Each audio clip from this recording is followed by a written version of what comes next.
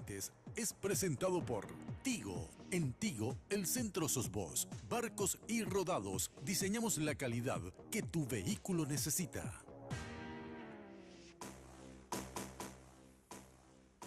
Muy buenas noches, estimados amigos. ¿Cómo están? Gracias por estar con nosotros, por acompañarnos. Don Carlos Alberto Gómez Ferreira, ¿cómo te va? Muy bien, no voy a decir tus 6 nombres porque no me acuerdo el orden por lo menos. Pero muy bien, como todas las noches, muy buenas noches. Gracias por acompañarnos un domingo más. Y gracias a Perry Eli, mira las pilchas. Esto pues ya es temporada otoño. Obvio, obvio, ¿verdad? claro. Sí. Quiero contarle a la gente que puede encontrar todas estas prendas. Segundo nivel del Shopping del Sol. Y además me estaban contando las chicas de Perry Ellis que muy pronto van a poner a consideración de sus numerosos clientes descuentos. Mira lo que es esta camisa. No, súper buena. Mira la camisa que yo tengo que hasta me deja flaco. Hace milagros. Hasta me deja flaco, lo dejaste de bromar, está buenísima. Definitivamente. Y gracias también a la gente de Tigo. Vos sabés que Tigo nos acompaña como todos los domingos. Y sabés que desde 5.000 guaraníes tenés regalos que vas a poder disfrutar. Y por supuesto, tus mini cargas de 5.000 guaraníes vienen con regalos. Y mientras más cargas, más posibilidades tenés de acceder a un mundo de regalos que te ofrece la mejor compañía del país. Ya sabes que en Tigo el centro sos vos. Y cenamos todas las noches con el mejor catering, Vitapam. Sí, categórico. Sí, todos los invitados. Yo no puedo dar a conocer las panzadas que yo me doy después porque realmente algo no es publicable. Gracias a Vitapam, panadería, roticería y confitería, y también te recuerdo que tiene el servicio de catering y delivery en todas las sucursales. 3 sucursales en Asunción y Gran Asunción desde 1992, dedicados a ofrecer el mejor sabor a sus clientes y por supuesto también a nosotros y a nuestros invitados. Bueno, breve repaso de la semana, Carlos. No tenemos mucho tiempo. No tenemos mucho tiempo y después vamos a entrar a nuestro primer tema de hoy. Sí. Gran movida política, la renuncia del presidente Horacio Cartes a la reelección. Que están veremos. Digamos, No hagas como que le creas porque espera, es muy poco creíble. Me voy a corregir. Sí. La cuarta renuncia de Horacio Cartes a la reelección. Y bueno, el miércoles veremos si esto es verdad. Sí, porque con Horacio Cartes, como es tan mentiroso, ver para creer. Antes, imposible. Hay algunos que hacen pruebas de fe y dicen que Horacio es San Horacio. Es más, el viernes un diputado lo comparó con Jesús. Sí, pero, purificación moral. Sí, purificación moral. Ahora, la pregunta es si va a aparecer un grupo que después va a querer crucificarlo. ¿Entendés? Ojalá que no. Bueno. Digo, para el movimiento de honor. Yo nomás le quiero decir a purificación moral, no hace falta que seas tan chupamedia, estimado. Te juro que no hace falta. Lo mismo nomás Horacio se va a fijar en vos. ¿Para qué aconsejo? Bueno, Enrique, también comentar que el viernes hubo novedades en cuanto a imputaciones sobre lo que ocurría el 31 de marzo y el 1 de abril de este año, con la gran revuelta que se originó en las calles luego de este atropello generado por los 25 senadores en la Cámara Alta. El Ministerio Público, con un criterio increíble, ahora imputa a personas que estuvieron produciendo explosivos. Según ellos. Según algunas pruebas, principalmente fotografías dentro del Partido Liberal Radical Auténtico. Sobre el punto nomás quiero decir lo siguiente. Yo no voy a defender lo indefendible. Creo que el Ministerio Público tiene que analizar todos los elementos que se generaron esa noche madrugada. Pero lo que sí voy a reclamar, Enrique, es el nivel de prioridad del Ministerio Público. ¿Y por qué digo esto? Resulta que esos acontecimientos generaron una muerte, señores, la de Rodrigo Quintana. Y al respecto, el Ministerio Público no ha avanzado ni un paso para saber quién dio la orden de ingresar al Partido Liberal Radical Auténtico sin orden judicial. Tampoco ha esclarecido por qué le dispararon en la cara al diputado Edgar Acosta, que por suerte se está recuperando, pero como nos decía el médico tratante, gracias a la mala puntería del policía. Si el policía tenía buena puntería, hoy Edgar Acosta no contaba la historia. Además de las 211 detenciones ilegales que se produjo también en la noche del 31. Entonces lo que yo reclamo, Enrique, es el nivel de prioridad que tiene nuestro Ministerio Público sometido a Horacio Cartes. Increíble. Vamos a irnos al tema que nos convoca ya enseguida con nuestros invitados. Acá el señor Cartes está yendo al modelo venezolano, usando el Ministerio Público Servil de Díaz Verón para imputar a líderes opositores. Y esta construcción que vos acabas de describir de imputar a gente que estuvo en el PLRA y compañía, simplemente trata de justificar por qué ingresó la policía sin orden judicial. ¿Y por qué tienen que hacer esa construcción? Porque en realidad el responsable constitucional, legal, político y moral de la represión que terminó en la muerte de Rodrigo Quintana es Horacio Cartes. El Ministerio Público está obstruyendo la investigación penal, estimados amigos, y por eso está haciendo esto. Pero, punto, es tema para seguir discutiendo incluso en otros programas. Nosotros vamos a estar hablando, entre paréntesis, de la enmienda enseguida, después de nuestros primeros invitados con el presidente de la Cámara de Diputados, con Hugo Velázquez, que va a estar con nosotros, y después más todavía de política. Así que tenemos tiempo. Con Hugo Velázquez vamos a tratar de averiguar, no sé si lo vamos a lograr, quién lo que va a ser el candidato si finalmente Horacio Cartes descabalga. O sea, en realidad que deja de lado algo que no podía luego, que es su reelección, porque no podía hacerlo vía enmienda. Pero en fin, vamos a presentar nuestro primer tema de la noche. Primer tema de la noche, estimados amigos. Esta semana se vio sacudida por una denuncia que primero ingresó de abajo por redes sociales, después se convirtió en una denuncia penal sobre un abogado que, hasta donde están desarrolladas las cosas, está denunciado por haber transmitido el virus de inmunodeficiencia humana, el VIH, a una cantidad de mujeres que fueron sus parejas. La situación alcanzó el nivel de escándalo, creo, y están con nosotros dos personas que conocen y mucho y muy bien el asunto. Una es la abogada de las víctimas y el otro es el doctor Nicolás Aguayo, que fue el director del PRONACYT. Yo creo que es la persona más reconocida en nuestro país de este tema. Sí, vamos a pasar ya y saludarlos a cada uno de ellos. La abogada Mirna Morínigo, abogada de, acláranos esto, doctora, ¿todas las denunciantes o del mayor número? ¿Cómo estás? Buenas noches. Buenas noches, gracias por la invitación. Sí, yo estoy como representante, asesora de 7 de las mujeres que ya formalizaron sus denuncias. Tenemos conocimiento de que existen más personas con esta condición y el mismo referente, pero hasta el momento son 7 denuncias formalizadas. Imputado ya el hombre, detenido el viernes por lesión grave, es la imputación. Así es, fue detenido el viernes por lesión grave, gracias a un trabajo realmente destacable y liderado por el Ministerio Público a través de la fiscal Fátima Britos y Clara Ruiz Díaz, que desde el primer momento tomaron bastante en serio el tema, consideraron relevante, de una magnitud sin precedentes, y lo consideraron y bueno, obtuvimos el resultado de la detención como primera medida y ya después se va a ir viendo qué es lo que va pasando en el transcurso del proceso. Correcto. Enrique. Nicolás, gracias por estar con nosotros. Estábamos hablando fuera del micrófono sobre la necesidad de visibilizar un poco todo esto, pero quiero un poco tu valoración desde la experiencia tan tremendamente prolongada y profunda que tenés. ¿Cuál es el móvil que eventualmente le lleva a un portador del VIH a tener la conducta que supuestamente tuvo este abogado? ¿Hay algún antecedente, digamos, hay referencias sobre esto? Bueno, justamente estuve conversando con la gente que yo en tantos años de experiencia y sobre todo también la experiencia en el consultorio privado, nunca había visto a personas que lo hicieran así a propósito. Pero sí he visto muchísimas personas que con el hecho de ser irresponsables, ¿verdad? Nunca nadie me manifestó, incluyendo en ese momento del diagnóstico, en donde esa persona se siente con mucho dolor, con mucha rabia, etc. Ahí lo que le invade en general es un sentimiento de culpa, por qué me equivoqué, por qué no hice esto, por qué aquello. Pero nunca nadie me manifestó de que quería ir a infectar a otras personas.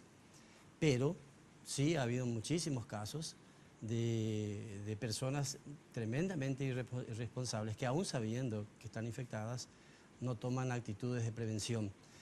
Pero aquí hay que aclarar también de que tenemos que reforzar la educación en ese sentido, porque nadie ya debe cuidarse solamente de una persona. Es más o menos lo que no me ha gustado mucho de este tema, es y está difundiéndose en las redes el nombre de la persona y la cara de las personas. Así, difundan, porque de este hay que cuidarse. Detrás de esta persona hay 10 o 20 personas que no sabemos quiénes son. Entonces, el mensaje es: cuídate de todas, no hace falta saber si tiene el VIH o no. Entonces, uno tiene que ser responsable cuando va a tener una relación sexual, cuidarse. Claro, la persona que sabe que tiene el VIH y sabiendo que puede exponer a la otra y no utiliza un método de prevención, es como mínimo irresponsable, ¿no? A veces no es muy fácil delimitar lo irresponsable hasta aquello de propósito, por decirlo así. Y bueno, eso me molestó mucho, y en el sentido de que la manera como se divulgó, también el mensaje que se tiraba a través de las redes. Y he escuchado a un grupo de periodistas también hablando con mucho desconocimiento del tema, y creo que deben tener cuidado al hacer este tipo de difusión de personas que supuestamente tienen o que tienen realmente, porque se exponen a una sanción penal. Claro. Entonces hay que tener mucho cuidado. Y todavía volvemos, yo nunca esperé que esto sucediera, estamos volviendo como a inicios de los 90 aquí en Paraguay, en donde sí he visto mucha discriminación que estaba muy relacionada a la falta de conocimiento, a la falta de educación. Desde médicos que se negaban a atender delante mío y se iban a lavar las manos después de examinar a un paciente cuando yo los llamaba, desde niños que fueron expulsados de las escuelas por el solo hecho de tener el VIH. Y bueno, la parte que en todo caso molesta a quienes hemos trabajado en la lucha contra el SIDA es cómo se manejó esto, independientemente, y eso cae bajo responsabilidad de la Fiscalía, de los abogados, etcétera, de qué realmente pasó en este tema. Claro, Nicolás, quiero insistir un poquito en el tema irresponsabilidad o propósito. Porque nosotros estuvimos hablando con Mirna en radio, ¿verdad? Ella estaba contando el modus operandi a partir del cual ella deduce la existencia de un propósito, ¿verdad? Pero yo me pregunto si cabe o no cabe de repente decir, no, este era nomás, perdón la expresión, ¿verdad? Un botarate. A mí me parece muy importante ese discernimiento, porque ese es el discernimiento que va a determinar finalmente la responsabilidad penal, ¿verdad? Entonces, decir, no, este era un botarate o era ¿cómo llamarle? Un criminal. Sí, y es lo que decía, es difícil ver hasta dónde llega el límite de lo irresponsable, botarate, como le llamás. Suele haber, yo en mi práctica profesional, visto mucho más de eso, y nunca he visto de lo otro. Pero lo cual no significa de que no exista, claro. Claro, sobre eso quería abordar con la abogada Mirna Morínigo, porque de acuerdo a el cúmulo de informaciones que tenemos, yo quiero aclarar que es muy difícil abordar porque hay ciertos elementos que tenemos que obviar, porque no se deben de dar referencias para identificar o, sí, claro, identificar a las víctimas, porque se caería en una revictimización. Pero de acuerdo a los elementos que podemos compartir, doctora, en este caso hubo intencionalidad en el acto. ¿Podrías explicarnos un poco cómo se desarrolla esta historia? Bueno, considerando las declaraciones de las mujeres, desde el análisis que nosotras estamos haciendo conjuntamente con el Ministerio Público, yo no soy criminóloga ni soy psiquiatra, pero podemos decir que existe un patrón prácticamente patológico, porque esta persona actuaba exactamente igual con todas. Y yo en realidad no me trago tanto el verso de que todos los hombres son así nomás luego, porque él, a sabiendas de su condición, actuaba de la misma manera, ofrecía la relación estable, seria, una persona con cierta estabilidad, etc. Bueno, entonces la mujer, todavía nosotras queremos esas cuestiones, algunas, ¿verdad? Quieren la cuestión de la maternidad, de la casita blanca, el perro, qué sé yo. Y él ofrecía ese cuento, entonces obviamente caían y les quiero reconstruir mi vida contigo, quiero tener un hijo. Sí. Al momento de decir eso, no le ponía en conocimiento de su condición. Y entonces estaba limitando un poco su voluntad. O sea, si me dicen a mí, quiero tener un hijo contigo y estoy en esta condición, yo soy libre de elegir tenerlo o no con esa persona. Y es importante, yo acá hago una aclaración. Nosotros no condenamos ni la enfermedad ni a las personas. Tomamos esta medida, tuvimos que tomar, no vimos otra salida por el patrón de conducta justamente y el resultado, ¿verdad? El engaño, el embarazo y el posterior abandono. Durante el embarazo y después del nacimiento. Una pregunta de detalle nomás porque tenemos que ir a la pausa. Sí. El abandono, ¿cómo era eso? ¿Cómo era el patrón del abandono? Y yo me refiero al patrón del abandono cuando te están proponiendo formar una familia y le comunicas, estoy embarazada. Ah, bueno, perfecto. Se van a las primeras consultas y en las consultas, esa es una cuestión también interesante para debatir, que está en la ley. Las mujeres ahí sí autorizan, o sea, el médico está prácticamente, bueno, autorizado a solicitarle las pruebas, el test del VIH. las pruebas, ¿verdad? Y al momento de solicitarlas, y por supuesto una mujer consciente quiere, claro, por supuesto, yo quiero un hijo sano, perdón, no me voy a referir a eso, pero sí, acceden a esas pruebas y ahí ellas toman conocimiento de su condición. Cuando se van y le dicen, ¿por qué no me avisaste? Vos tenías esto porque me contagiaste, porque yo estaba sana. Otra vez me sale el término, perdón, pero bueno, yo no tenía esta condición antes. Y ahí él le dice, pero vos sos una loca, sos una esto, lo otro, se borra. Le bloquea el teléfono, se borra de su vida, no hay contención, no hay apoyo económico posterior al nacimiento. Entonces, Te dejo una pregunta para después de la pausa, Nicolás. ¿Cómo unimos causalmente el VIH de las mujeres con el supuesto VIH del abogado? Pero después de la pausa, por favor. ¿Cómo no? el gran desafío.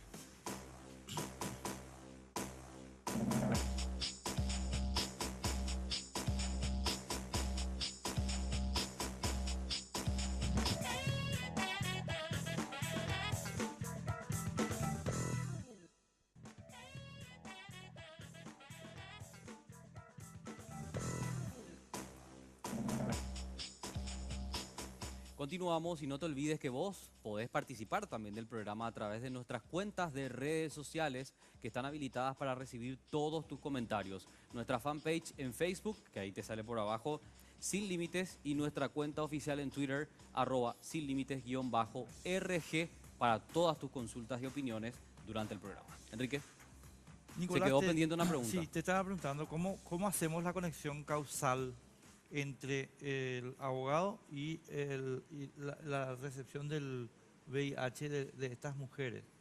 Porque te planteo algo, Mina, y antes que me conteste. Si yo fuera el defensor de este señor, yo le digo, no, vos te contagiaste en el mercado, mi hija. Claro, esa es una posibilidad, ¿verdad? Porque por más que estés con esta persona, ella, no quiero hablar específicamente de este caso porque no vamos a traer. no me corresponde hagamos hacerlo, no ¿verdad? importa. Juan Pérez y Juan. Y yo no quiero Josefina. dañar ninguna de las dos partes, yo estoy aquí en calidad de tratar de aportar algo.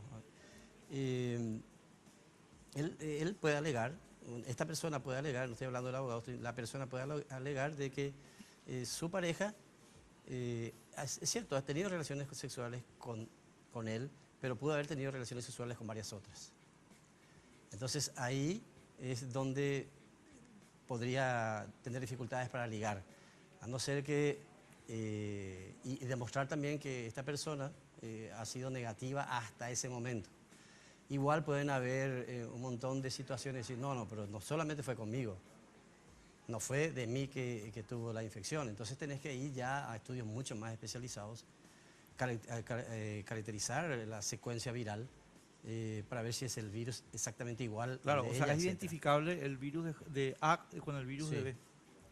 Tiene que ser, debería ser el mismo, Claro. pero el virus del SIDA cambia mucho también, Claro. muta mucho. Muta mucho. Porque- Y el tema de yo para definir el tiempo en que se contagió o que le transmitieron el virus, perdón, para utilizar el término más correcto, depende mucho también de la carga viral, ¿verdad? Que tenga en ese momento la persona. Sí. Para armar una línea de tiempo, digo, para tratar de responder parte de lo que plantea Enrique, ¿verdad? En términos médicos está muy bien utilizar la palabra contagio. En términos para la sociedad civil y para la población en general es bueno hablar de transmisión para evitar justamente ese tipo de discriminación y cosas así, ¿verdad? Sí. Pero también es variable. Dos personas se pueden infectar el mismo día, pero las dos probablemente no van a tener síntomas en el mismo tiempo después. Algunas van a tener síntomas 5, 8, 9 años después y otras pueden tener síntomas 2 o 3 años después de esa infección. Entonces, eso es decir, no, porque se infectó y ya tiene síntomas, significa que se infectó hace más tiempo, Claro. también es relativo, porque la evolución del virus dentro de cada persona es diferente. Por eso hay 3 tipos de comportamientos dentro del cuerpo humano, de 3 tipos de personas. Aquellas que se llaman los progresores clásicos, o sea, que progresan al SIDA, que son el 80% más o menos, tienen síntomas de la infección, es decir, síntomas relacionados al SIDA, 7, 8 años después de la infección. Eso es lo clásico. Hay los progresores rápidos que tienen síntomas entre 2 y 4 años, 1 y 4 años después de la infección. Y están los progresores lentos, en donde recién tienen síntomas después de los 10 años. Todo depende de la rapidez de replicación viral y sobre todo de la respuesta inmunológica que la persona le da. Exacto.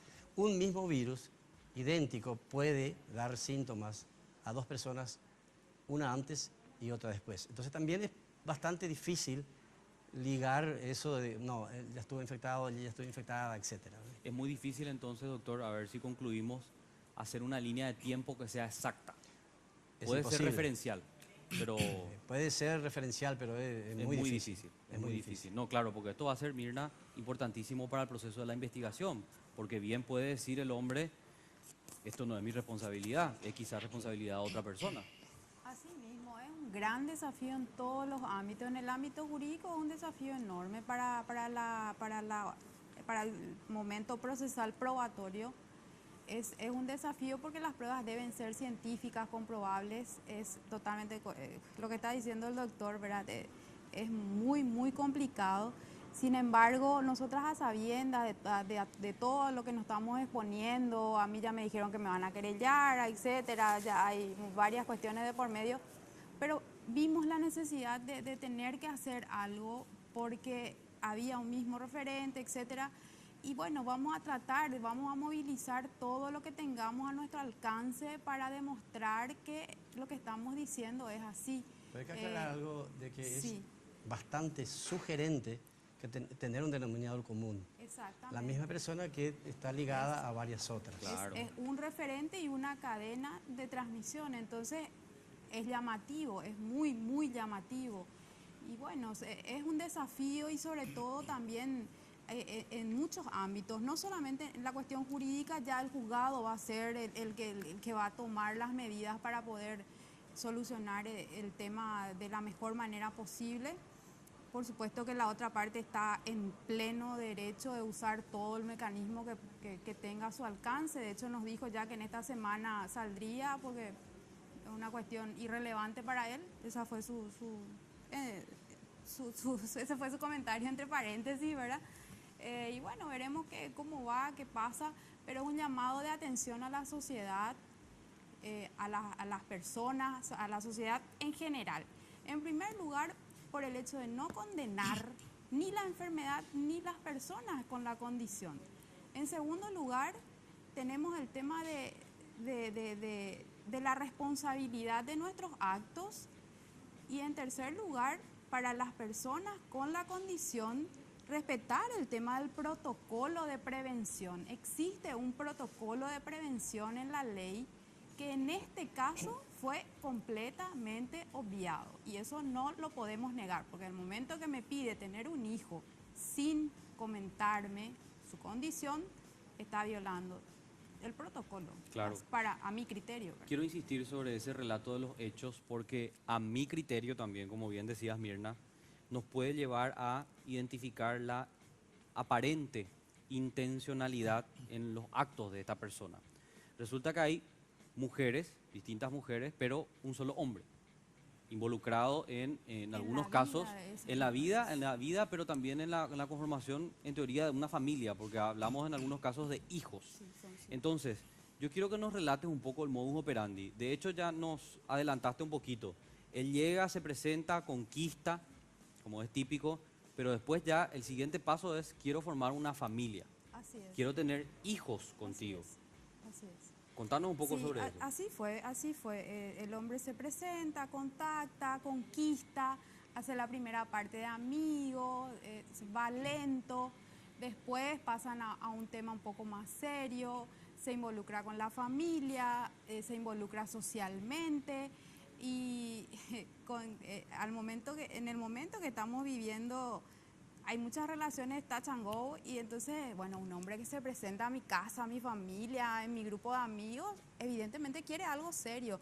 Después me invita a vivir a la casa, me voy a la casa, me encuentro con una cierta estabilidad, como dije, y bueno, estamos. Y después ya viene el tema de sos la mujer de mi vida, quiero rehacer mi vida contigo, vamos a tener un hijo. Claro. Que se hayan ligado estos más de 7 casos, que por lo menos los 7 que vos estás representando, ¿es verdad que se da por una demanda de asistencia alimentaria en algunos casos de las mujeres? Sí. Hijos que tuvieron con el hombre y que él abandonó. Así es. Surge a partir de una, entre comillas y sarcásticamente estoy diciendo, inocente demanda por asistencia alimenticia. Cuando se toma ante la impotencia, porque una mujer cuando reacciona de esa forma ya es porque se siente impotente y no es porque estoy pichada, porque está con otra, no es porque porque se siente impotente, sabemos cómo la justicia se maneja, sabemos que los juzgados están recargados, sabemos que para conseguir incluso un régimen provisorio, una fijación provisoria de alimentos tarda un montón.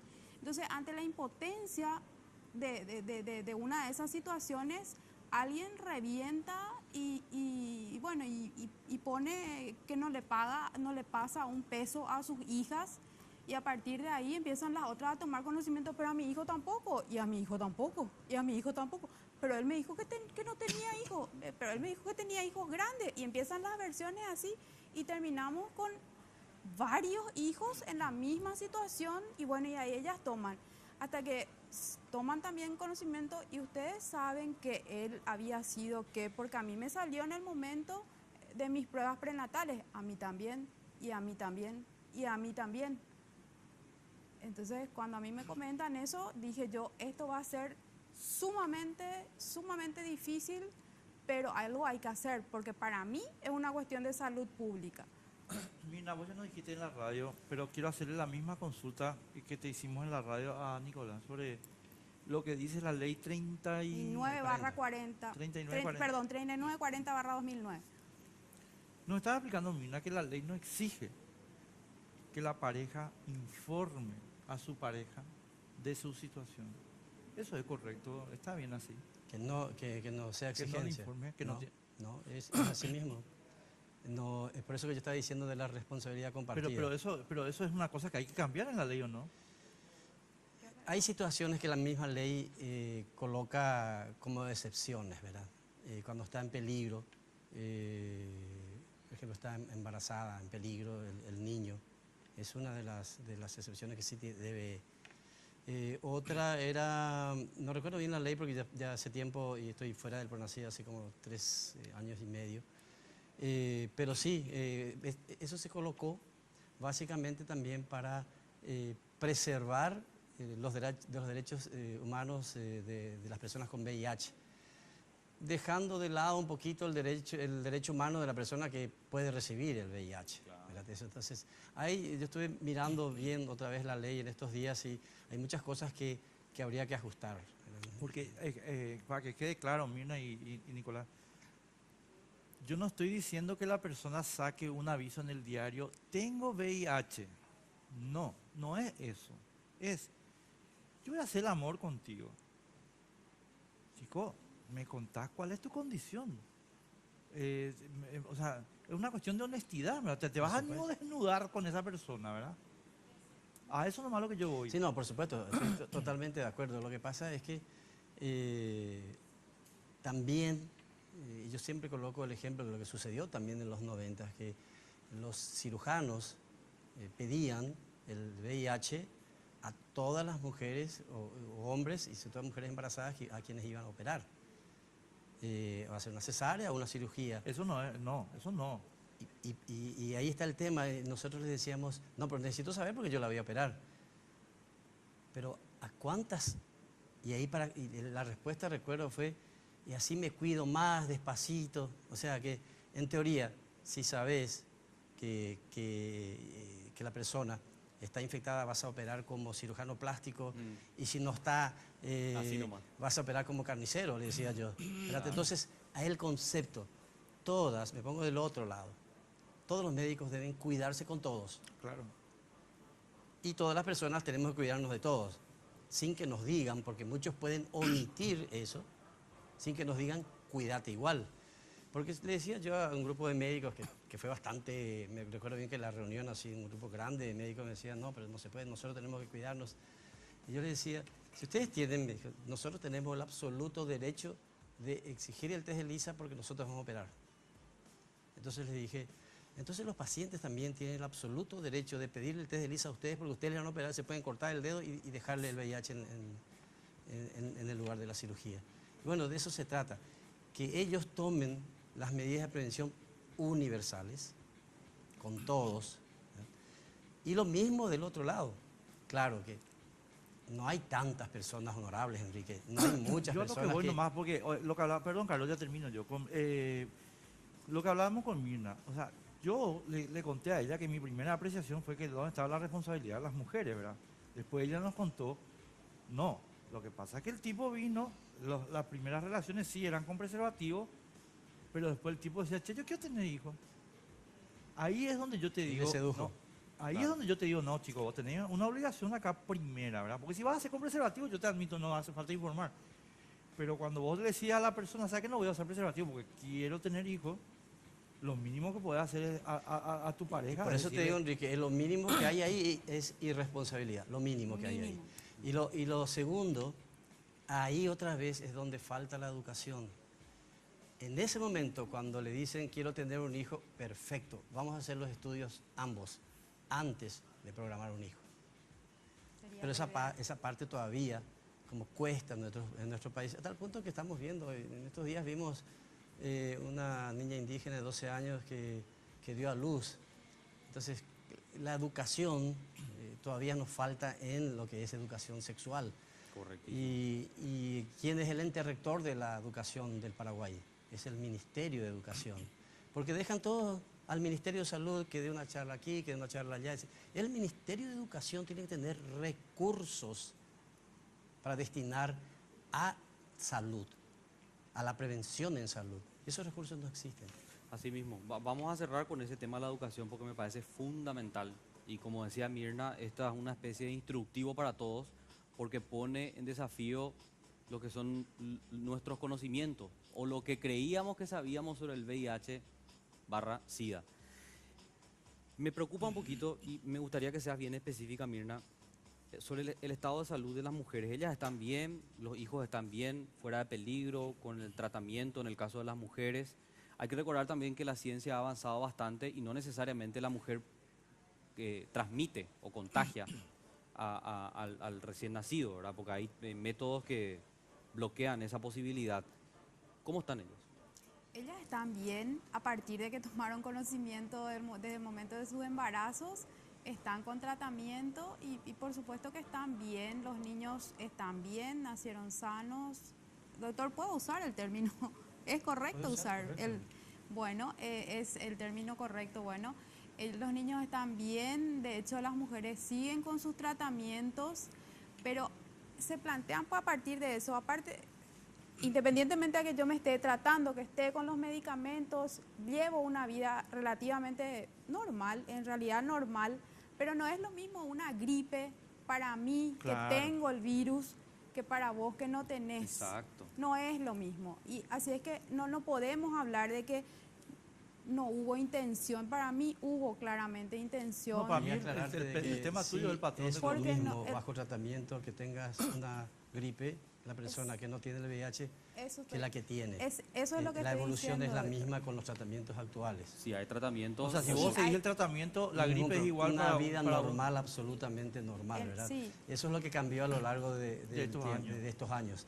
Pero lógicamente depende de cuándo se haya hecho el diagnóstico. Claro, claro, depende Sí, de en eso. qué nivel de inmunodeficiencia, porque a veces puede que ya haya evolucionado y haya bajado sus defensas, que no creo que sea el caso de las mujeres embarazadas en general, porque se han conocimiento creado en ese más de momento. 1000 centros materno-infantiles en donde llegó durante el embarazo y los diagnósticos son precoces, diríamos. Entonces, ella todavía tiene su sistema inmune preservado, se le da su medicación, al niño se le da leche maternizada porque no debe mamar, y en general, entre los 4 meses y 6 meses, y no 2 años, en el pasado sí, pero hay tecnología hoy día, como máximo en 6 meses puedes saber ya que el niño no está infectado. En general, menos del 1% de chances de infección del niño, hay chances que se infecte el niño, gracias a estos tratamientos que seguramente por ese tratamiento han pasado las personas que estuvieron infectadas en este caso. Doctor, yo quiero cerrar contigo con algo que me parece fundamental.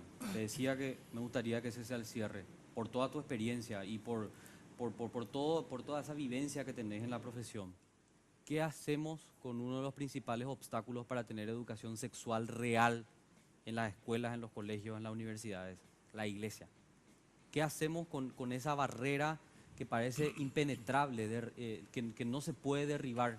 Porque en definitiva, si hoy no tenemos esa educación sexual que tanto nos falta, es por la oposición de la iglesia. Y creo que nadie va a discutir eso. Y no solamente de la iglesia, yo, como decíamos en la experiencia, cuando comencé en este tema no teníamos casi nada de recursos, entonces recorrí el país, inclusive con mi auto, dando conferencias a jóvenes en los colegios, en los diferentes colegios. Y he tenido una reunión, recuerdo muy bien, hace mucho tiempo atrás, estuve con los obispos, en su reunión, ¿cómo es que se llama la reunión de los obispos? Sí, la conferencia. La conferencia episcopal, y les puse claramente la situación de los peligros que tiene hoy día el SIDA. Y recuerdo bien que uno de ellos, excelentísima persona, me dijo, nosotros no podemos obviamente decir que el preservativo sirve. Y yo les dije a él, necesito que ustedes sigan dando sus mensajes moralistas, porque eso es muy bueno, que se abstengan, que sean fieles, eso es buenísimo. Vas a convencer a un grupo de personas, del otro grupo de personas que ni son religiosos, que no profesan ninguna religión y que no les importa ese tema, nosotros nos encargamos de decir, utilicen preservativos. Entonces son 3 opciones. Y yo nunca tuve problemas en general, ni siquiera en colegios religiosos, para dar una charla. He estado una experiencia muy buena y hemos formado una enorme cantidad de monitores, niños entrenados en la prevención del SIDA y jóvenes entrenados en la prevención del SIDA. Y cerrando, una experiencia maravillosa para mí fue haber dado, me cedió el padre Oliva en el colegio Cristo Rey, en medio de la misa, en lugar que él hablara, hablé yo sobre prevención del SIDA. Bueno, convengamos que el padre Oliva es especial. Convengamos eso. A mí me dejaste picando con ese tema de la iglesia porque estoy... Ay, no, sí, yo estoy... Y quiero comentarles nomás que yo fui monitora en la época en la que el doctor estaba liderando el tema. En la época de colegio yo estuve en esa cuestión y también estoy del otro lado. O sea, me dejaron picando con el tranquila. tema. Bueno, pero ella habló de 2 opciones anteriores. Sí. Ahí, ¿Y qué repetí un tal? poco que dice la ley. La ley te dice medios de prevención, abstinencia sexual, fidelidad mutua. Es lo mismo, compartimos, pero ese es el criterio de la iglesia Y hay también. una tercera opción ahí. Y después pasa el tema de preservativo. Y ahí es donde yo también discuto mucho con mis asesores espirituales, porque yo le digo, padre, vamos a pisar tierra, déjame de joder, o sea, es Exacto. muy linda la castidad y me parece la mejor opción, realmente me parece la mejor opción. Sin embargo, hay otras realidades que tocar y bueno, nos toca protegernos, o sea, hay temas muy lindos que se pueden abrir a partir de eso. Nosotros tenemos que hacer otro programa con ustedes. Nicolás, gracias por estar con nosotros, Por muy favor, ha amable. sido un placer. Mirna, Muchas gracias. muy amable, gracias. Gracias a ustedes. Venimos en un rato con Sí. el presidente de la Cámara de Diputados. Exactamente, nos va a acompañar en estudios el diputado Hugo Velázquez y vamos a debatir con él, entre otras cosas, quién va a ser el candidato de Honor Colorado para el 2018. A ver si nos dice Hugo Velázquez. Pausa y regresamos.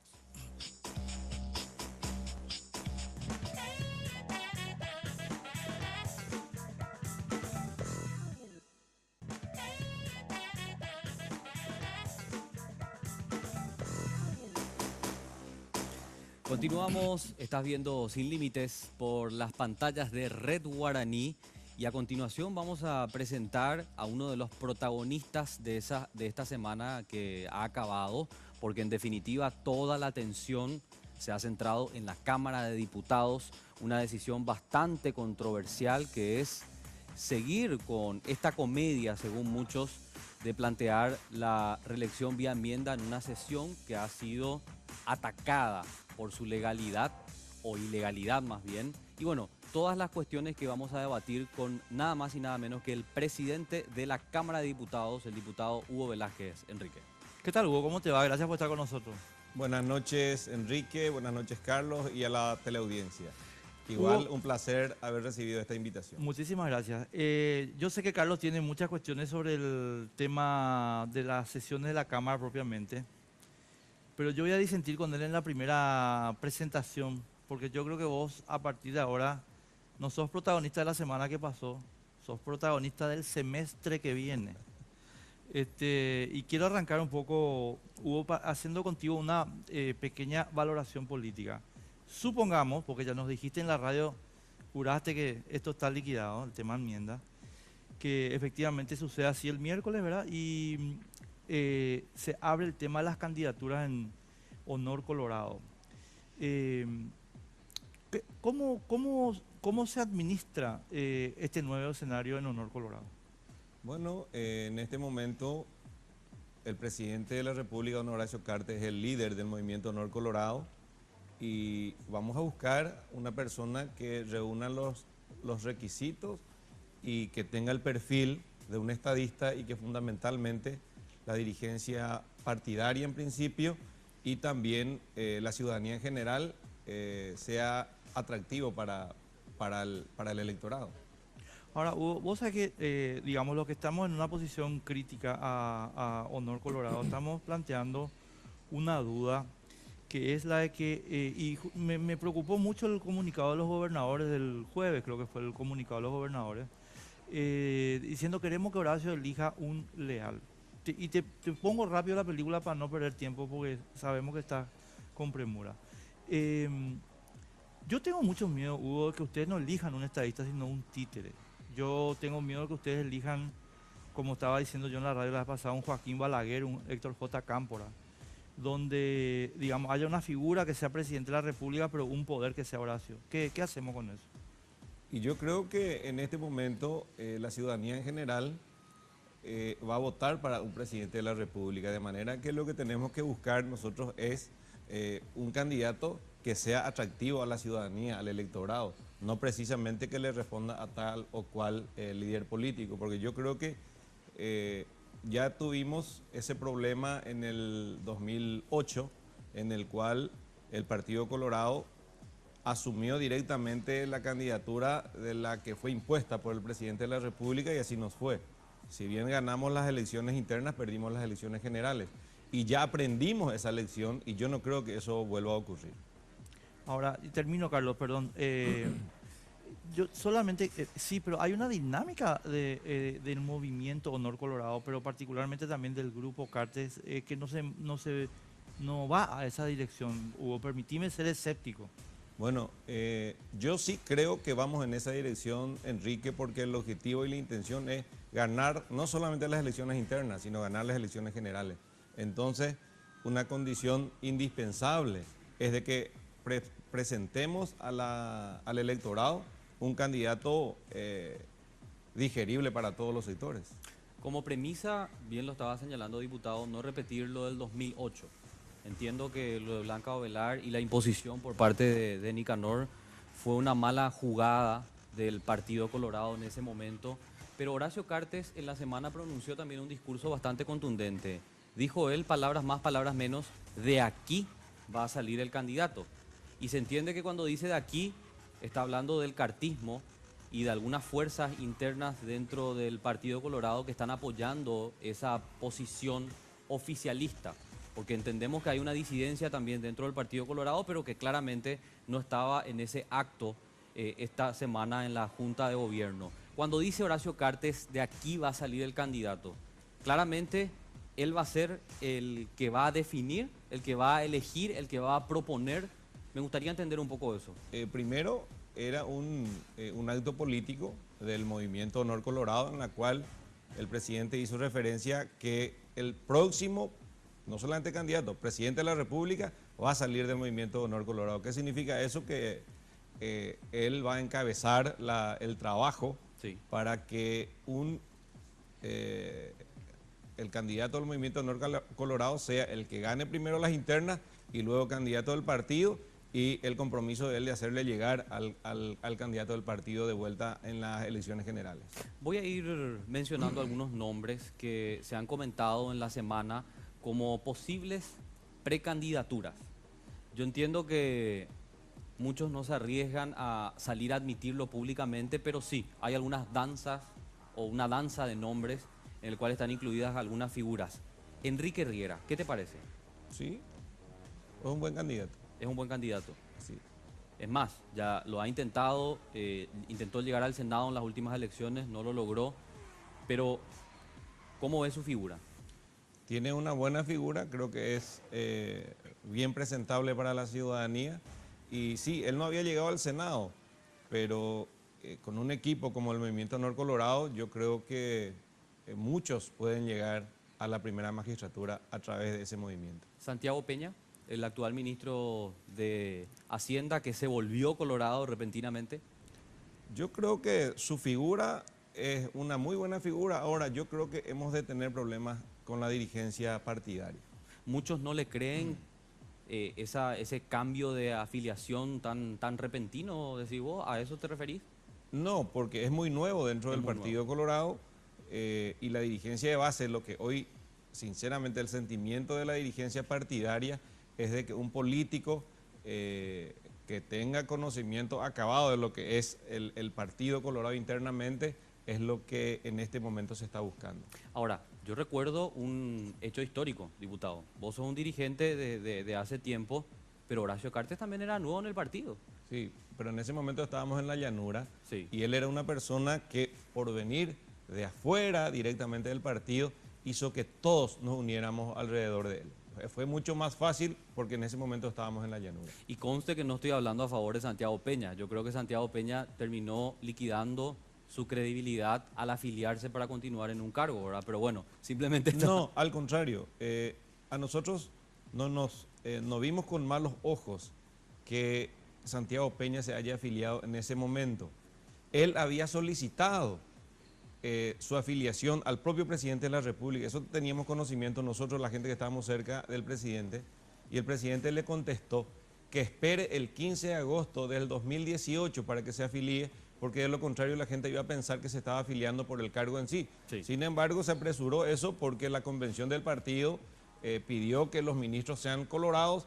Entonces ahí le habilitó el presidente de la República lo que anteriormente ya había pedido Santiago Peña. Un último nombre, Enrique, diputado, porque es un nombre que se viene barajando también, y yo sé que esto se baraja a la esfera interna de Honor Colorado. La figura del actual presidente del partido, Pedro Aliana, ¿qué te parece? Un joven que conoce lo que es el Partido Colorado, fue gobernador, reúne los requisitos, un muchacho joven que creo que puede ser un buen candidato. Voy a ponerle un poco en aprietos al diputado. Yo quiero permitirme... Sí, dame un segundo. Yo quiero primero ponerle en aprietos. No, dame un segundo. Dale. Porque vos hiciste las primeras preguntas, entonces yo voy con la siguiente. Ya que vos planteaste iniciar con esto, porque yo quería iniciar con la sesión. Entre todos estos nombres que te acabo de citar, ¿cuál te parece? No voy a utilizar mejor, porque te puedo poner más en aprieto todavía, ¿verdad? Pero ¿cuál te parece el más, a ver, El más potable. el más potable, políticamente hablando? Bueno, primero que faltan nombres que también se están barajando. A ver, ¿cuál? No, se está hablando Juana también Fara. de Gustavo Leite, de Juana Fara, de manera que en este momento no voy a decir a mí quién me gusta más, o sea, eso nosotros vamos a resolverlo en equipo, a lo mejor se va a hacer algunas mediciones y después finalmente, ¿verdad? De manera que yo me reservo esa opinión. Bueno, yo entonces ahora voy a ponerte en aprieto. Falta un nombre, ¿Cuál? Hugo Velázquez. Yo estoy muy cómodo en la Cámara de Diputados.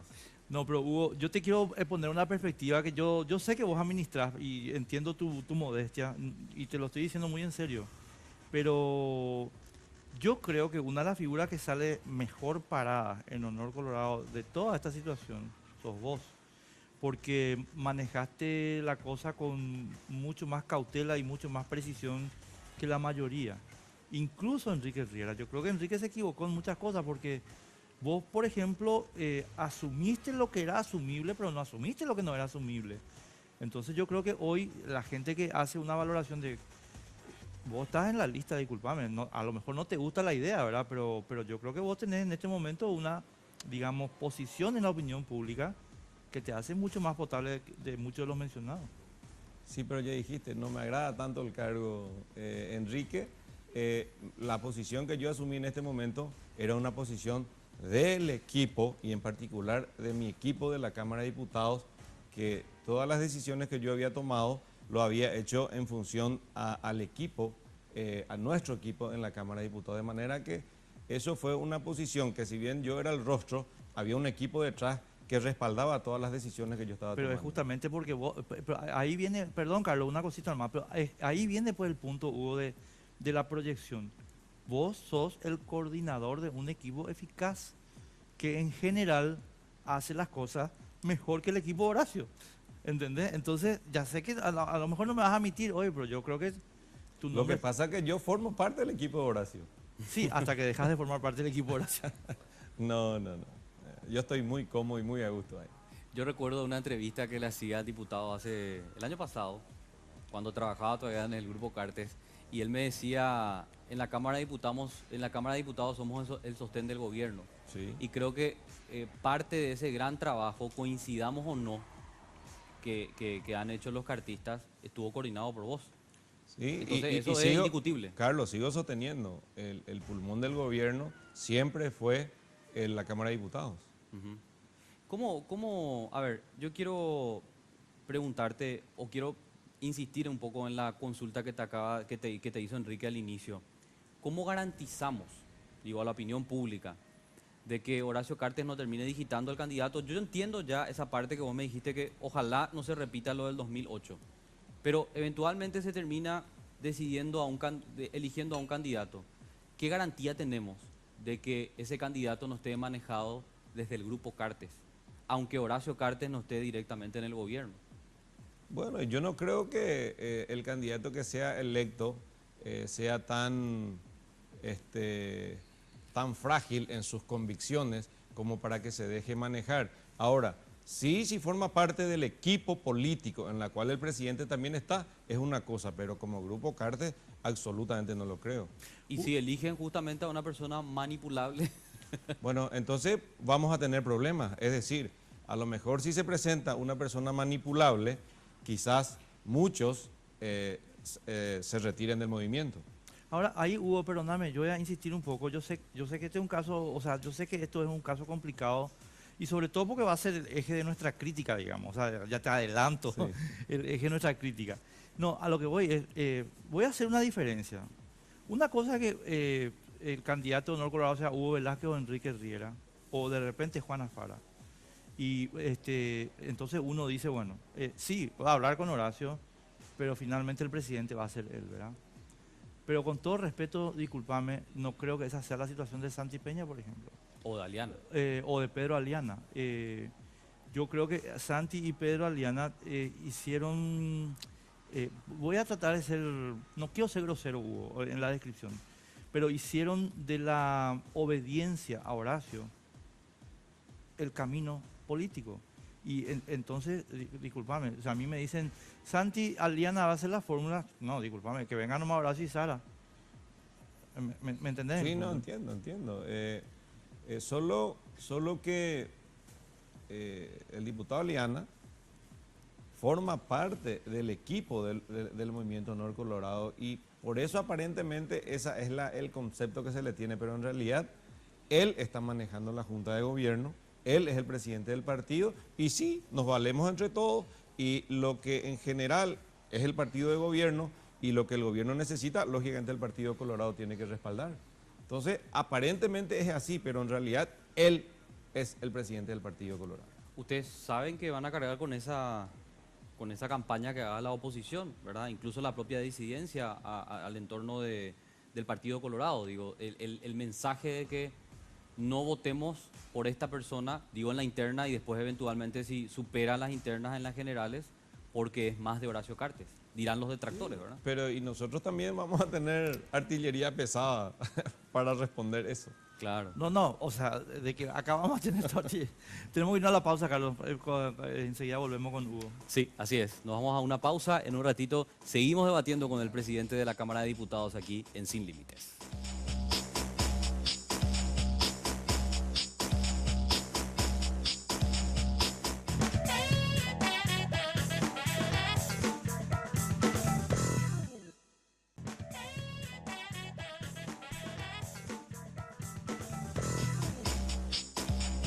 Nos acompaña en estudios el diputado Hugo Velázquez por el movimiento Honor Colorado y con él estuvimos hablando en esta primera parte quién va a ser el sucesor, quién podría ser el eventual candidato, porque ya hay una serie de nombres que se van barajando al entorno de Honor Colorado, el movimiento que, seamos sinceros, hoy maneja la Asociación Nacional Republicana.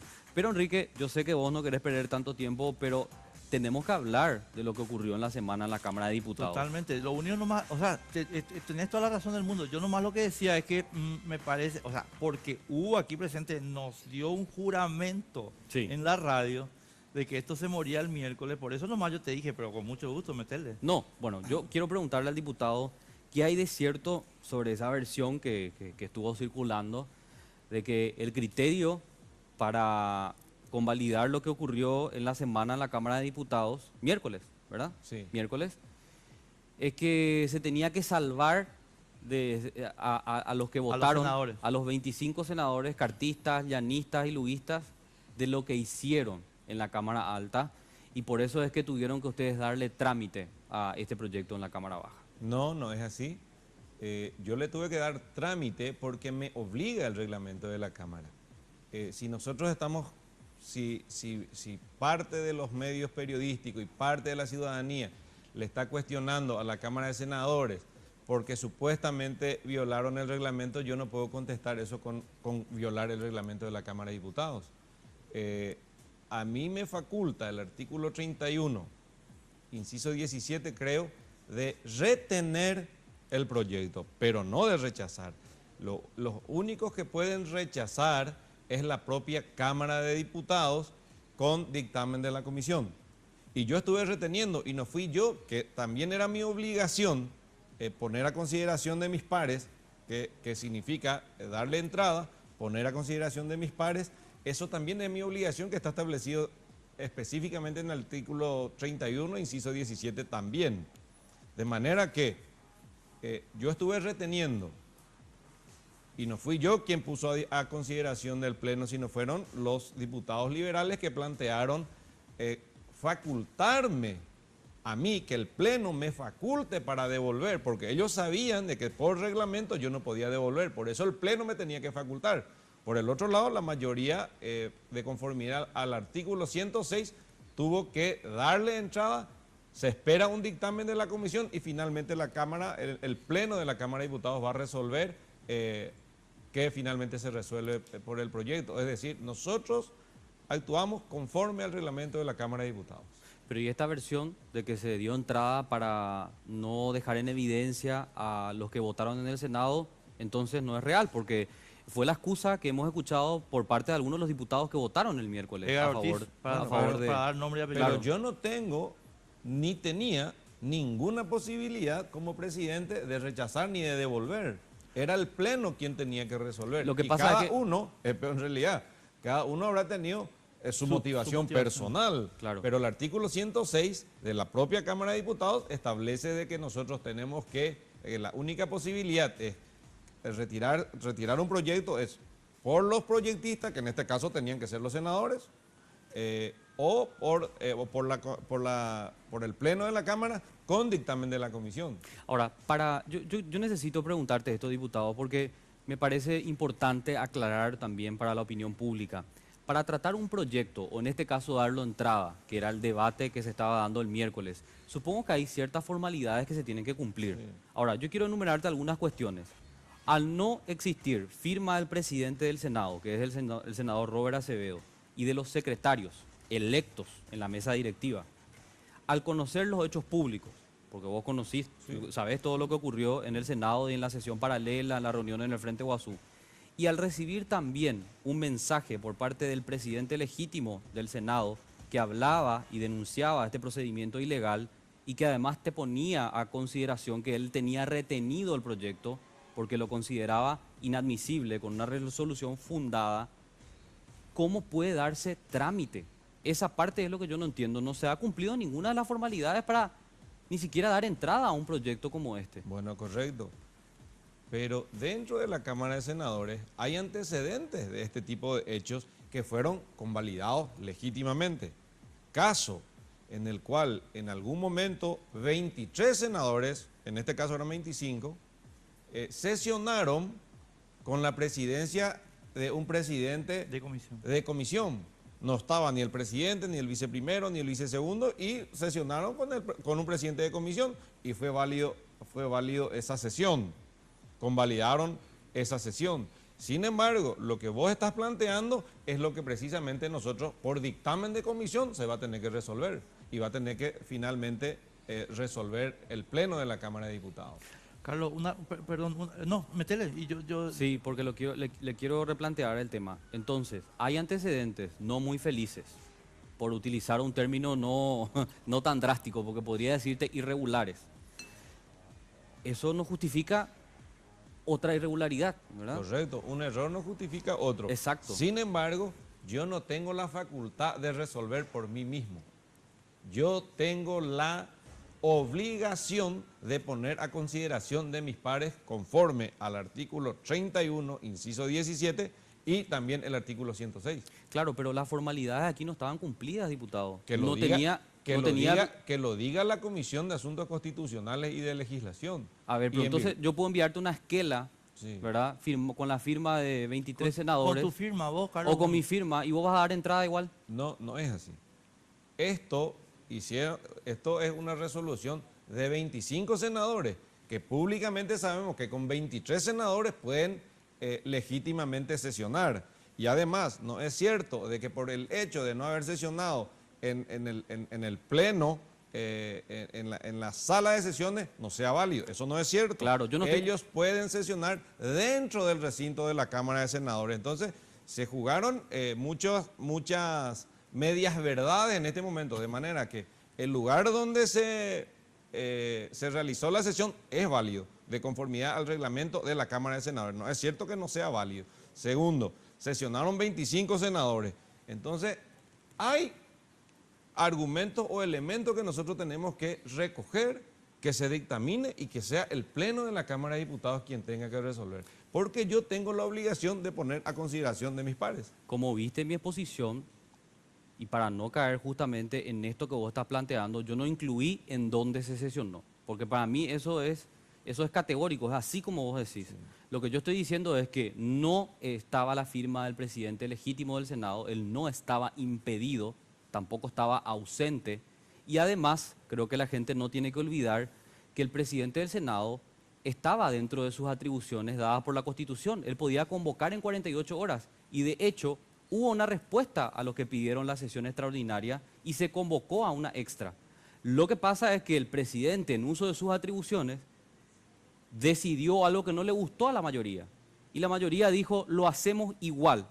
Y ha iniciado el proceso de sustitución del presidente totalmente de manera ilegal, porque ni Robert Acevedo ni Eduardo Peta estaban ausentes ni impedidos. Entonces esa cuestión de forma y de legalidad, yo no entiendo cómo se puede salvar, diputado. Y sencillamente, por lo que dije, hay antecedentes que nosotros no estamos diciendo acá que fueron irregulares. Al contrario, fueron validados como ley. No es que fueron irregulares. Nosotros estamos hablando que un error no justifica otro, Sí. no admitiendo que ese haya sido error o irregular, porque finalmente la Cámara de Senadores convalidó lo hecho por 23 senadores, sin la presencia ni del presidente ni de los vicepresidentes. Y yo no soy juez como para que unilateralmente tenga que devolver algo que a mí el reglamento de la Cámara de Diputados me obliga a poner a conocimiento de mis pares. Hugo, yo no atendé, mi perspectiva es un tanto diferente a la de Carlos y quiero sacarte un segundito para explicar.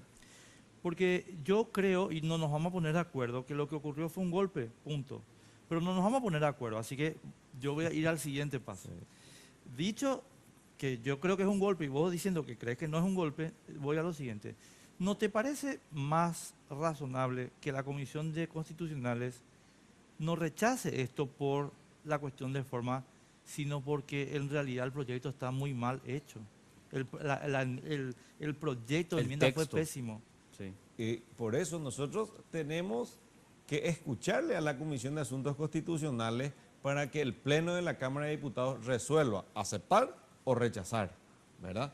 Claro, Primer a mí me punto, daría- ustedes no se dieron cuenta, vamos a ponernos en otra situación, Sí.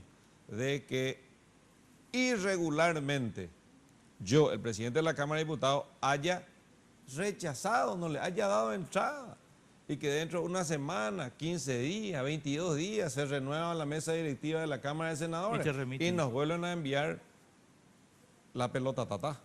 No, por eso te digo, o sea, si yo fuera Hugo Velázquez, o si yo fuera, digamos...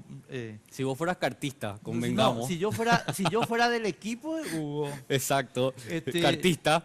No, porque yo después... Lo que pasa es que si vos le dictaminás en contra de su forma, no, le estás poniendo la No, soga al cuello a porque los lo que- 25. no, por eso Pero yo- si dictaminás sobre el texto, no le pones la soga al cuello. le pongo 2 sogas al cuello. No. No, perdón, este es un debate.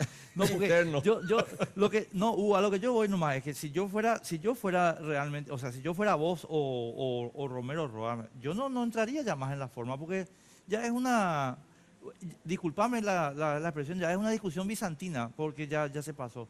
Entonces, vamos a rechazar esto porque, chicos, este proyecto de enmienda viola el artículo 202, o sea, es un desastre. O sea, yo creo que ese proyecto lo hizo Marco Fariña.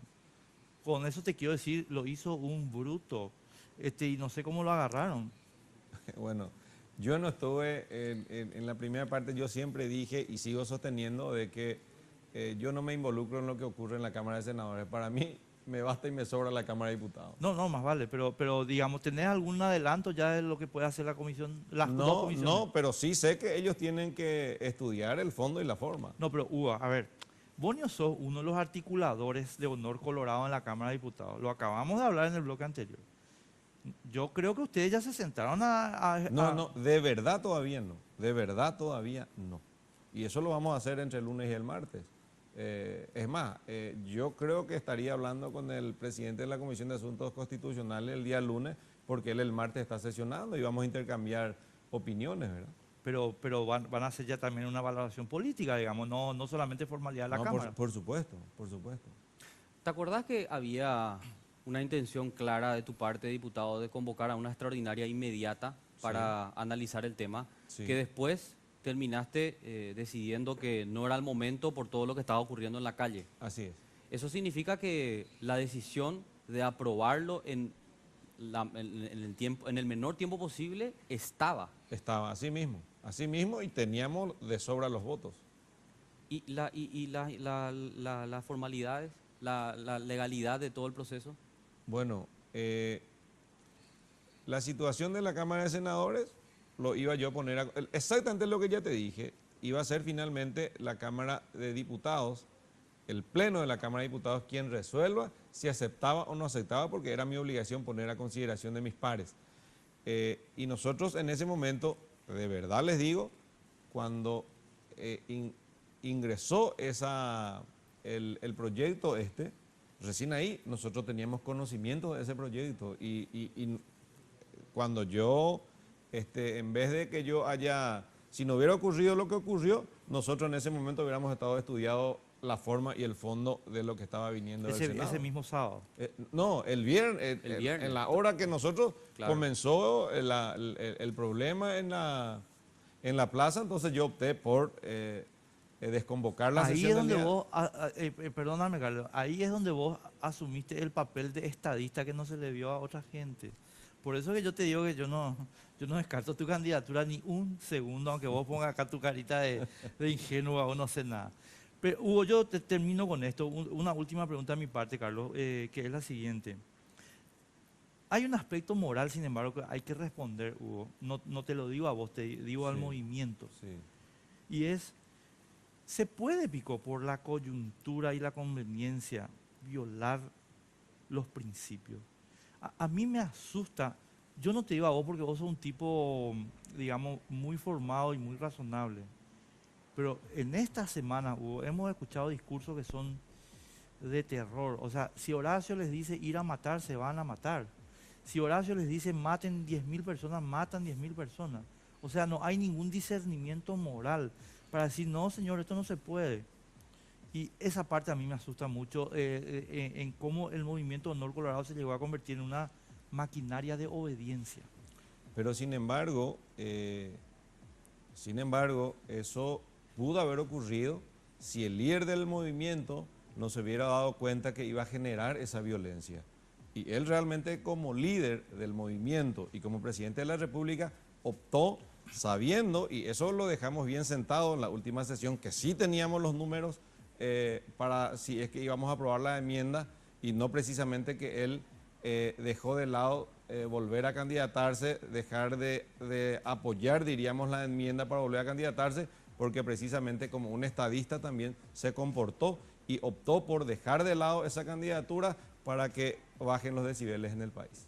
¿Qué le hizo frenar a Horacio Cartes? Yo te pido, diputado, que seas lo más sincero posible, porque hemos visto manifestaciones en las calles, algunas que terminaron muy mal. Yo no voy a defender lo indefendible, pero hemos visto también manifestaciones pacíficas de personas que no estaban manipuladas como pretende hacer creer un sector del Partido Colorado. Aún así, el cartismo se mostró desafiante. No solo el cartismo, también el Frente Guazú, que dijo salgan a manifestarse, párense de cabeza también si quieren que esto va a continuar. La pregunta es, ¿qué le hace frenar a Horacio Cartes? La posibilidad que vuelva a ocurrir hechos violentos y la posibilidad de que se genere otras muertes. Y en un momento dado él dijo, no existe un cargo en el mundo que justifique la muerte de un ciudadano paraguayo. Eso es lo que a él le movió a desistir de volver a candidatarse. Pero desistió medio tarde, ¿verdad? Porque esto ocurrió prácticamente, ¿cuánto? ¿Dos semanas, 3 semanas después de los últimos acontecimientos? Yo lo único Lo que yo pero- quiero entender un poco es El momento. No, claro, Claro. el momento y cómo razona el presidente. Porque Rodrigo murió el 1 de abril. sí, primero, Primero de abril. A la madrugada. Horacio Cartes hace el comunicado el lunes de la semana que pasó.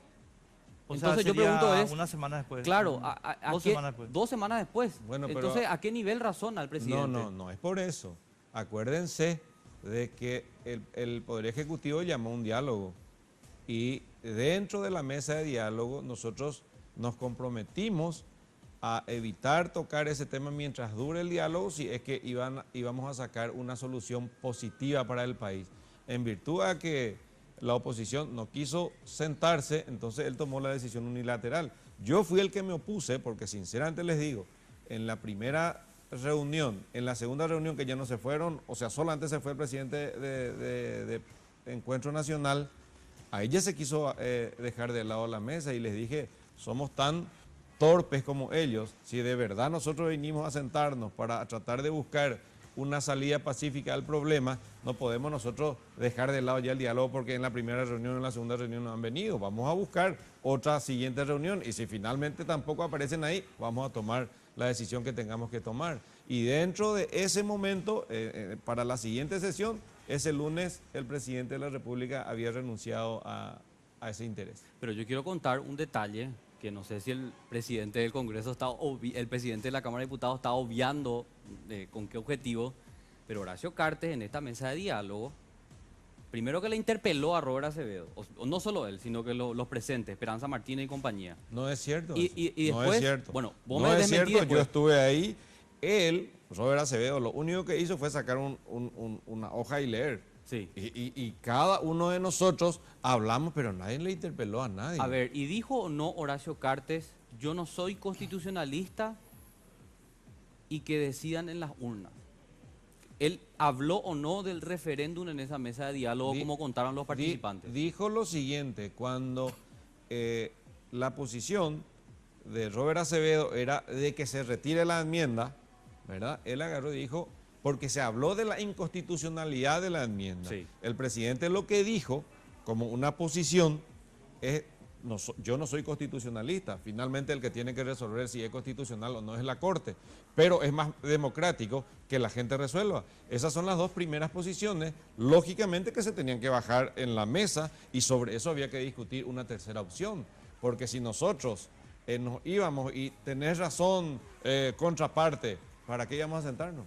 Es decir, Pero es muy uno- simpático, porque, a ver, Horacio Cartes se va a la mesa, él convoca, fantástico, le vamos a poner no sé, un altar, pero él dice, para controversia está la Corte, y si la Corte no decide rápido, que la gente decida.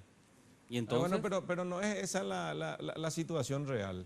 El presidente opinó después de que cada uno de los presentes haya emitido su posición y en una rueda de conversación él dijo, finalmente, ¿quién es el que tiene que resolver si es constitucional o no? La Corte. Sí. Y está dentro de la conversación, si era más democrático, una reforma constitucional o una enmienda, dijo, la enmienda es mucho más democrática porque es la gente la que resuelve y no 180 constitucionalistas. A eso se refirió el presidente.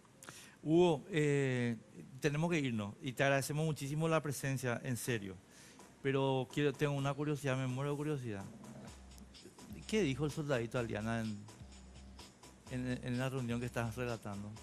El El presidente del partido estableció de que había un mandato del Partido Colorado en la cual en una convención de 1.187 convencionales, 1.112 nos pidieron que busquemos los conductos constitucionales para una reelección, que es la posición oficial que él se fue a bajar como presidente del Partido Colorado. No sé por qué.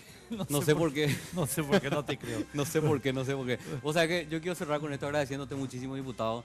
Yo creo que lo que hicieron los 25 fue un atropello, fue el inicio de algo muy grosso para el país, aunque hoy eso esté desinflado porque Horacio Cartes se bajó, o por lo menos eso es lo que dice, de este plan.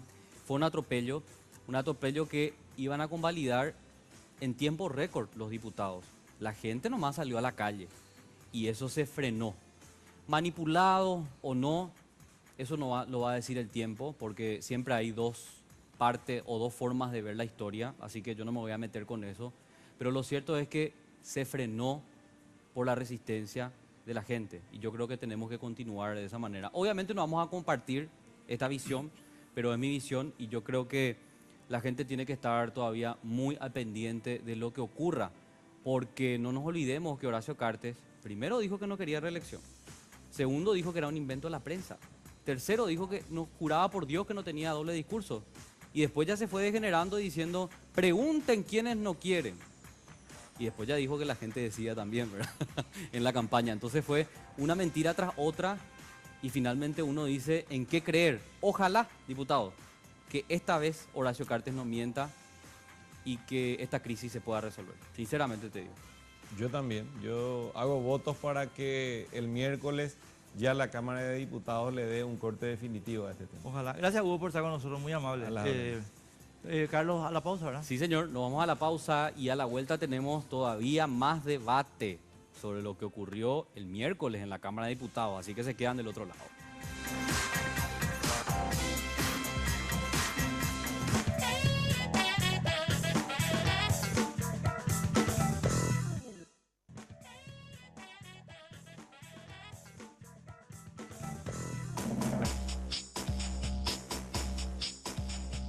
Sí, señor, y vamos a ver si después de este debate que tuvimos con el diputado Hugo Velázquez, presidente de la Cámara Baja, los diputados que ahora nos acompañan coinciden con la interpretación que hizo Hugo Velázquez.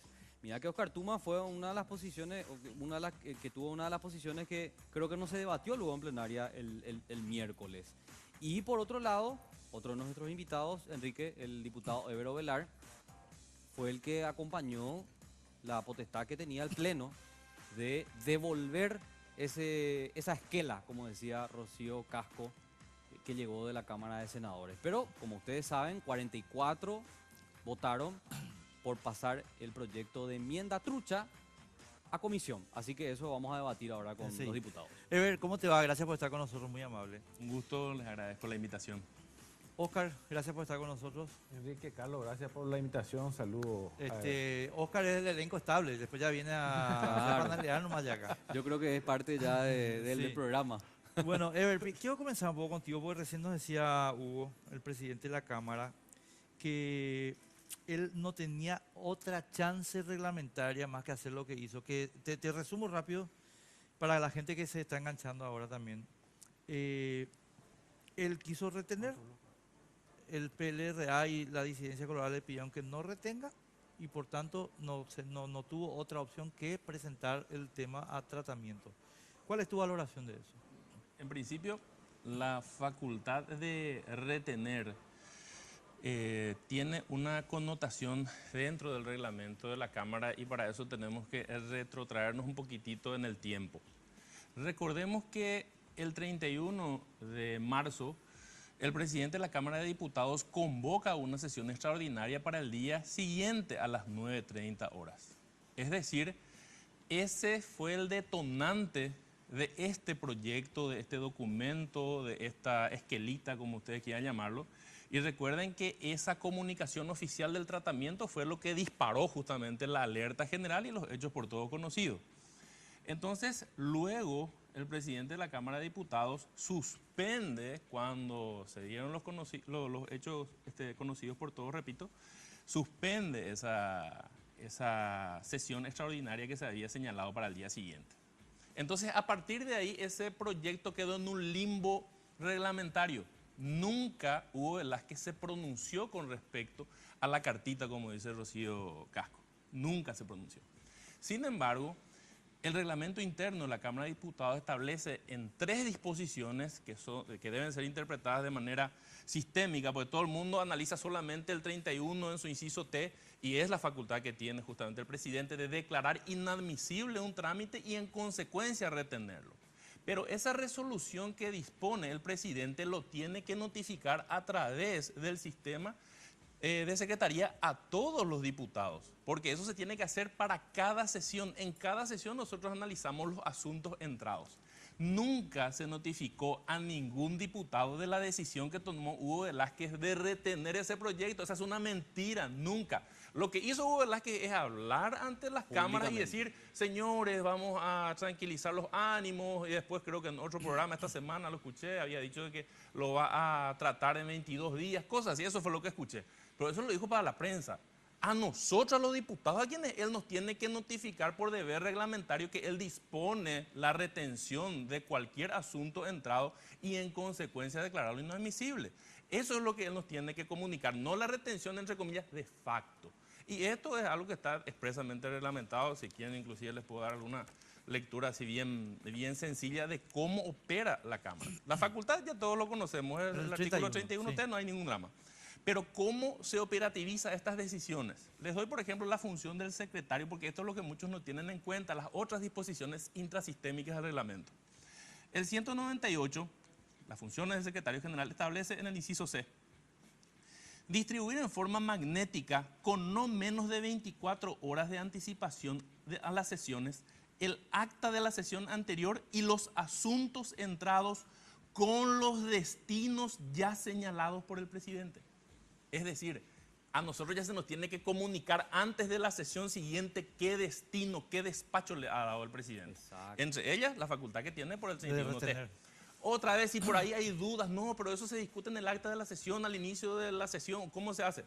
Vamos al 199, inciso D. ¿En qué consiste el acta de la sesión anterior? Porque esa es la pregunta del millón. El acta de la sesión anterior tiene que tener los asuntos, comunicaciones y proyectos de que se hayan dado cuenta, su distribución y cualquier resolución que hubieran motivado.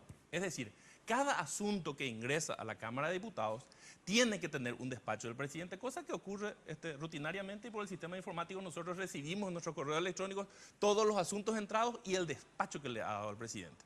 Y eso se tiene que hacer cada semana, 24 horas antes del inicio de la sesión. Coincidí, Así de simple. Diputado Tuma, coincidí con el análisis que está haciendo Evero Velar, porque mira, yo te quiero contar, que por ahí los que escuchan el programa de radio lo saben, pero no es el caso de todos, que esta discusión la tuvimos al aire con Enrique. Yo le dije, no hubo una comunicación oficial que el diputado Hugo Velázquez lo haya dicho públicamente a través de los medios de prensa. No es una comunicación como le ordena el reglamento. Enrique me dijo, no, eso es accesorio. Yo quiero preguntarte si vos coincidís con el análisis que acaba de hacer Evero Velar o no. Bueno, yo en primer lugar, porque acá esto es para hacer un libro. Sí. Porque hay tanta figura, la enmienda, reforma, después un año de vigencia o no, después surgió el tratamiento que se dio en el Senado, entonces la gente tiene una ensalada rusa en la cabeza. Pues yo quiero ceñirme a lo ocurrido. ¿Qué es lo que ocurrió? En el Senado existió un procedimiento que para una mayoría sostiene fue la correcta. Una minoría sostiene que fue incorrecta. No significa que no significa que la mayoría tenga la razón, tampoco significa que la minoría tenga la razón. Motivo por el cual ambos sectores fueron a la OEA, cada uno con su carpeta, a dar explicaciones correspondientes. Ahí fueron escuchados, hicieron sus exposiciones correspondientes. Y un sector recurrió a la Corte Suprema de Justicia diciendo el procedimiento que se realizó es un procedimiento inconstitucional. Sí. Lastimosamente la Corte nunca se despidió, porque si la Corte se hubiera despedido, esto no hubiera llegado, no hubiéramos estado discutiendo este tema acá. Van dos notas a la Cámara de Diputados dirigida al presidente de la Cámara. El presidente de la Cámara, conforme al reglamento, podía tomar la decisión de decir no, esto yo rechazo, pero ahí él iba a estar convirtiéndose, él iba a estar avalando una de las versiones. Si él rechazaba, iba a estar, le doy la razón, a pesar de que existe algo que está judicializado, a este sector que tiene esta tesis. Pero hay otro sector que tiene otra tesis totalmente diferente, y ellos hasta hoy siguen defendiendo que lo que hicieron fue legalmente realizado. Entonces yo dije ese día, como ya no existe el apuro, yo creo que por la institucionalidad lo que deberíamos hacer es mantener ese proyecto sin darle entrada hasta que la Corte se pronuncie. Pero con buen criterio muchos colegas me manifestaron y me dijeron, no podemos nosotros permitir que sigan haciendo política de nuestra costilla. Si nosotros hacemos esto, van a estar diciendo de que nosotros en cualquier momento queremos reflotar y ya no estamos en estas condiciones, porque realmente la intención de Horacio es una intención verdadera. Entonces ya la gente quería darle un corte definitivo a la situación y decir, no podemos esperar lo de la Corte porque no sabemos cuándo va a salir, y tampoco queremos cargar nosotros con esa presión ciudadana y con esos titulares en los medios de prensa, ya queremos ir a trabajar en nuestro departamento. Ahí la gran incógnita, ¿qué es lo que tiene que hacer Hugo? Y yo creo que él, con buen criterio, él dice, él no se toma una atribución de decir esto es correcto, esto es incorrecto. Y lo único que se hace es admitir las dos notas, porque ni siquiera se admitió una y se rechazó la otra, se admitieron las notas y se remitieron a la comisión. ¿Qué es lo que va a hacer la Comisión de Asuntos Constitucionales? La Comisión de Asuntos Constitucionales puede decir, el procedimiento del Senado fue un procedimiento inconstitucional, por lo tanto se rechaza. Puede decir, no, este tratamiento ya se realizó un año atrás, por lo tanto se rechaza. O puede decir, porque yo coincido, que dentro del proyecto hay elementos que no se pueden tratar vía enmienda y solamente pueden ser vía reforma, como es sacar la potestad al Senado de admitir la renuncia. O sea, son tres elementos que puede tener la comisión para rechazar. ¿Y qué es lo que se pretende? Es darle una salida, una salida política por un lado, en base a algunos argumentos legales por el otro. Y yo te cité las alternativas que quedan. Pero el proyecto se va a rechazar. Ahora, ¿cuál de las posiciones es la que vamos a tomar? Y eso lo vamos a debatir en la Comisión de Asuntos Constitucionales. Dios quiera pero yo no creo en los milagros. Pero hoy ya no existe presión. Que la Corte resuelva esto antes de que nosotros en la Comisión de Asuntos Constitucionales toquemos el tema, ¿verdad? No sé si eso va a ser realidad o no. Sobre el punto nomás, Oscar, porque es la misma pregunta que le hicimos a Hugo. No, a ver, no es una pregunta. Yo creo que la fórmula que la ciudadanía espera y la Constitución exige es rechazar por el contenido de la enmienda, porque lo que vos estás diciendo es, este proyecto que trajeron para hacer una reforma de la enmienda, en realidad está planteando una reforma. O sea, yo ya no entraría en el tema de si entró vía reglamentaria o no, si el Senado dio o no un golpe, sino, chicos, esto no podemos aceptar porque esto es una reforma. Yo creo que sería la mejor salida, porque yo creo íntimamente de que se le saca, ahí sí se le está sacando potestad al Senado, que es quien tiene que aceptar o no la renuncia, ¿verdad? Eso es categórico, que yo entiendo el motivo por el cual se planteó esta situación. Se planteó esa situación por el hipotético caso que no acepte tal renuncia en el Senado, pero bueno, coincido con vos, Enrique, y yo creo que esa puede ser la solución más factible sin entrar a juzgar a los 25 cobraron de una manera ni a los otros que piensan de forma diferente. Le salimos por un lado que muy poca gente discutió, porque ya no hubo tiempo de discutir, pues discutíamos lo que se dio en el Senado, si se reunieron en el baño, afuera, adentro, qué es lo que pasó, y nadie comenzó a analizar esa situación. El problema es que esa fue una mentira más del cartismo, porque nosotros le escuchamos a los senadores diciendo, no, esto va a ser presentado públicamente, no vamos a hacer como los senadores, los 23 que el 25 presentaron y aprobaron y rechazaron sin que nadie se entere y sin que hubiera debate. Yo, sin embargo, tengo una lectura distinta a la de Enrique y al diputado Tuma, y lo quiero compartir con Évero Velar, que aparentemente va a salir a mi favor.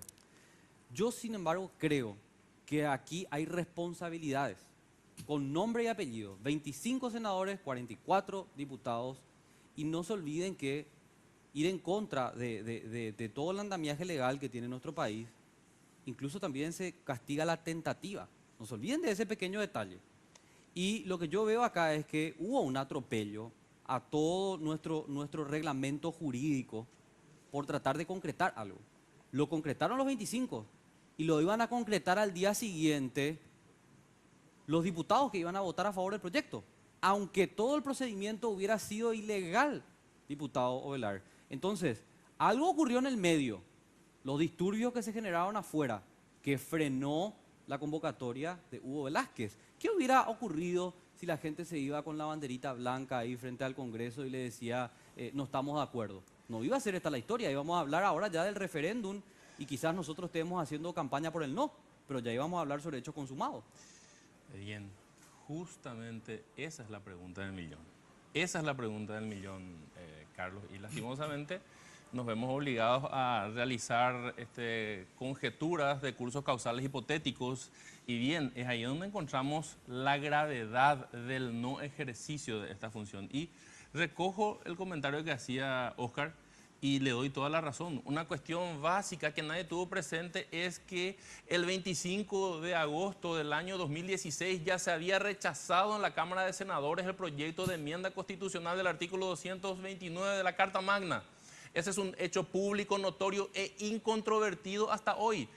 La Cámara de Senadores no anuló esa sesión, no desvirtuó los alcances ni la virtualidad jurídica, repito, de aquella sesión. Es decir, es una sesión totalmente vigente y todas las decisiones tomadas el 25 de agosto están plenamente vigentes. Exacto. El presidente de la Cámara de Diputados, al recibir el 31 la cartita de los 25 senadores, simplemente podía haber dicho, señores, esto es inadmisible, esto es inadmisible. Ahí yo le levantaría sin ningún problema una bandera y posiblemente un pedestal también para que se erija en Salvador de la Patria Hugo Velázquez, sin lugar a dudas.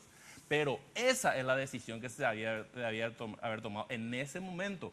Y por un argumento que categóricamente lo señaló Oscar, y estoy totalmente de acuerdo con él, con uno solo de los argumentos. Esto ya se trató, ya se definió, no se puede volver a tratar. Ni siquiera creo que vamos a tener tiempo de hablar de la famosa práctica o el famoso argumento de algunos del texto íntegro, que el nuevo texto no es lo mismo. Claro. En mentiras como eso no quiero entrar, pero si es necesario vamos a profundizar también qué significa texto íntegro y no tema del debate, porque son otras cuestiones. Lo cierto y concreto es que con ese argumento de hierro, hubo la que podía haber frenado todo esto y decirle, señores, acá nosotros como diputados no nos vamos a estar metiendo en la tontería que se hizo en el Senado. Acá paren, señores, acá nosotros no vamos a tratar la modificación del artículo 229 porque nosotros como Cámara de Diputados, en octubre del año 2016 habíamos dicho exactamente esto. Exacto. No vamos a meternos en el tratamiento de la enmienda, lo vamos a mandar al archivo porque ya se rechazó esto en la Cámara de Senadores el 25 de agosto. Categórico. O sea, así de sencillo. Hay algunas cuestiones que, y sobre todo yo, Carlos, mira, respeto tu posición. Sí. Y yo creo que mi posición es desde siempre. O sea, No, yo por eso no me siempre, meto luego en siempre eso. mantuve yo una misma posición. Sí. Pues yo creo que es muy temerario el decir esto es violatorio a la Constitución cuando hay una acción planteada y la Corte todavía no dijo si es violatorio o no. Vamos a esperar que llegue a la Corte y a partir de ahí vamos a crucificar a los 25 senadores o vamos a esperar a ver qué resuelve la Comisión de Asuntos Constitucionales de la Cámara de Diputados para argumentar lo que Es vos que no decís. debieron haber Sí, dado no, trámite. Pero del momento, si hay una controversia y que existen y van a existir siempre controversias dentro del Poder Legislativo, es la Corte la que debe dar luz a esa controversia. Yo siempre pongo el ejemplo, y yo quiero que me permitan un ejemplo que se daba anteriormente en la legislatura anterior y se dio mucho, que con simple mayoría terminaba destituyendo a miembros del jurado de enjuiciamiento y al Consejo de la Magistratura. Se quiso hacer con nosotros dos también. Acá está Ever y sabe eso en este periodo legislativo. Se hizo con González Daer y Adolfo Ferreiro. Muchos de los que hoy defienden la Constitución hicieron ese golpe constitucional en su momento. ¿Qué hizo González Daer?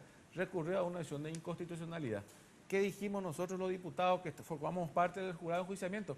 Hasta que la Corte nos diga si esto es legal o ilegal, yo por lo menos no voy a firmar nada porque todos los actos que hagan pueden ser nulos y puedo ser responsable de cometer barbaridades, de absolver a un juez sin tener potestad o de condenar a un juez sin tener potestad. ¿Qué dijiste ahí? No voy a firmar nada hasta que, porque puede ser nulo. Y claro, entonces, bueno, la Corte que dijo, esto es ilegal y acató el Senado y González Daer asumió. Por eso es que yo planteé, esperemos a ver qué es lo que dice la Corte en y cuanto es a lo que yo te estoy reclamando. Totalmente de acuerdo, señores, pero tenemos que irnos a la pausa porque si no nos van a echar patadas.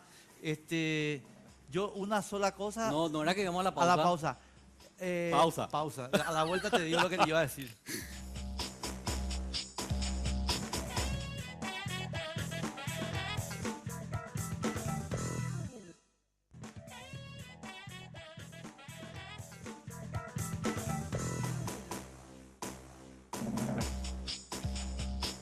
Quiero recordarte nomás que vos podés participar también del programa a través de nuestras cuentas de redes sociales, tanto Facebook como Twitter, ahí te aparece abajo. Sin Límites en nuestra fanpage y nuestra cuenta oficial en Twitter, @sin límites_RG. Vamos a continuar rápido porque nos quedan pocos minutos. Porque nos quedan pocos minutos, pero yo voy a decir lo que iba a decir, que ya dije fuera del micrófono, y que es mi decidencia contigo, mi querido Carlos, y con Oscar, y con Ever. No ¿Conmigo Oscar. también? ¿Conmigo? No, contigo no.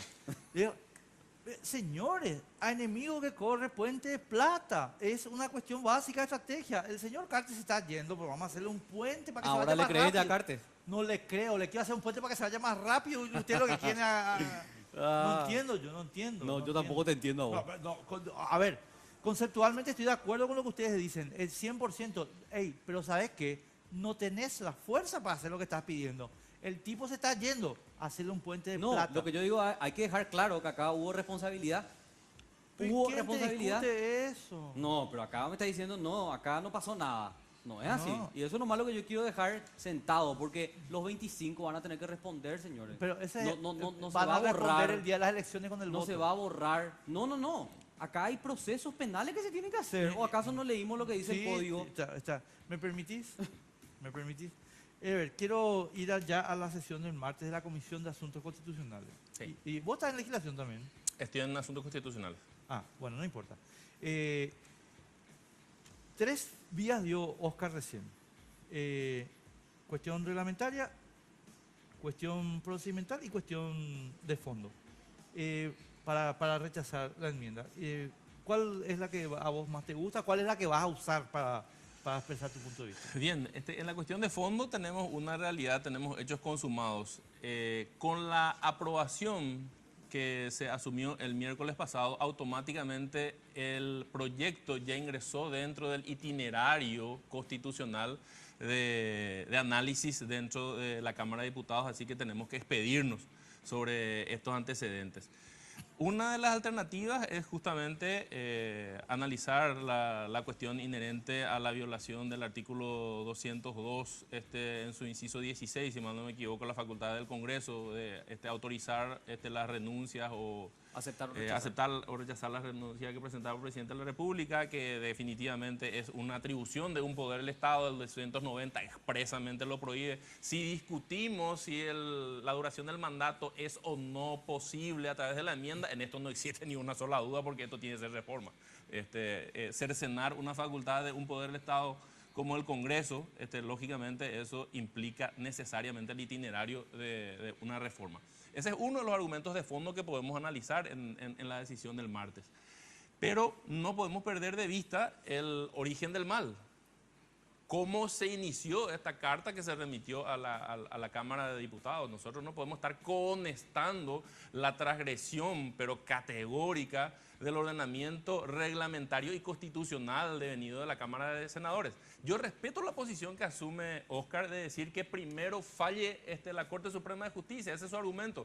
Pero recordemos que por el 202, inciso segundo, también nosotros en el Congreso interpretamos la Constitución Nacional.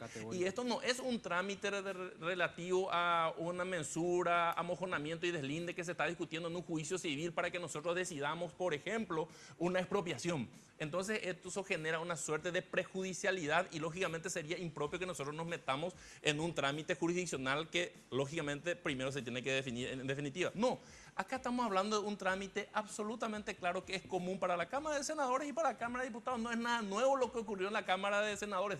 Perfectamente todos los diputados sabemos lo que ocurrió en la Cámara de Senadores. Estando presente el presidente de la Cámara de Senadores, alguien levanta la mano, yo me erijo en el presidente de la Cámara, ordeno el señalamiento de una sesión extraordinaria, discuto en esa sesión extraordinaria, tomo decisiones en esa sesión extraordinaria y se violan principios básicos reglamentarios. Vamos al caso bien simple, y disculpame que me tome este tiempo, Enrique. Nos podemos juntar en la casa de Óscar en su cumpleaños. Bueno, y estamos 41 diputados, decimos, bueno, le vamos a mandar ya a Hugo Velázquez. Hugo Velázquez ya nos cansa. Bueno, cambiemos la mesa directiva, bueno, redactar ahí el papelito y bueno, firmamos todo y le consagramos acá a partir de ahora a Óscar como nuestro presidente. Eso lo podemos hacer teniendo una mayoría coyuntural. Pero no se trata de eso. Las formalidades del reglamento son sagradas, son ad solemnitatem. De tal modo que una transgresión del reglamento en el régimen de sesiones implica una nulidad absoluta. Y por el régimen del 356 del Código Civil, todo acto nulo no puede producir consecuencias. Ese documento no existe, no puede tener virtualidad jurídica alguna, lo que resolvieron la Cámara de Senadores.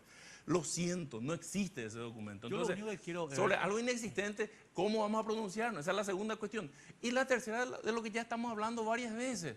Caramba, algo incontrovertido que nadie llevó ni al Tribunal de Cuentas ni a acción de inconstitucionalidad es la vigencia de la resolución del 25 de agosto del año 2016 de la Cámara de Senadores. Eso nadie ha discutido hasta hoy, entonces no se puede tocar este proyecto. Entonces son cuatro proyectos. Una cuestión son cuatro argumentos, perdón. 100% de acuerdo con todo lo que dijiste. Yo lo único que quiero que tu voto sea igual al de Óscar y sea en contra. Punto. Eso es lo que no quiero que se divide. Hay cuestiones que yo no coincido.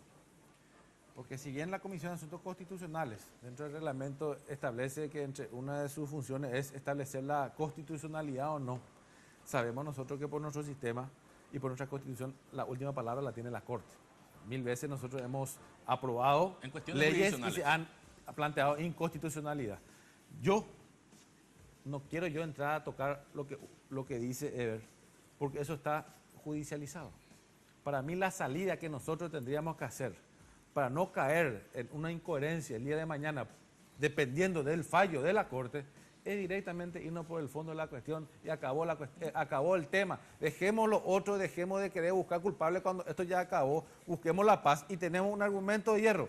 Lo dijo Eber, ya hoy, como se dio entrada, podemos analizar el fondo de la cuestión. El fondo de la cuestión claramente nos dice que contiene un error que hace totalmente improcedente ese proyecto remitido y remitamos por eso.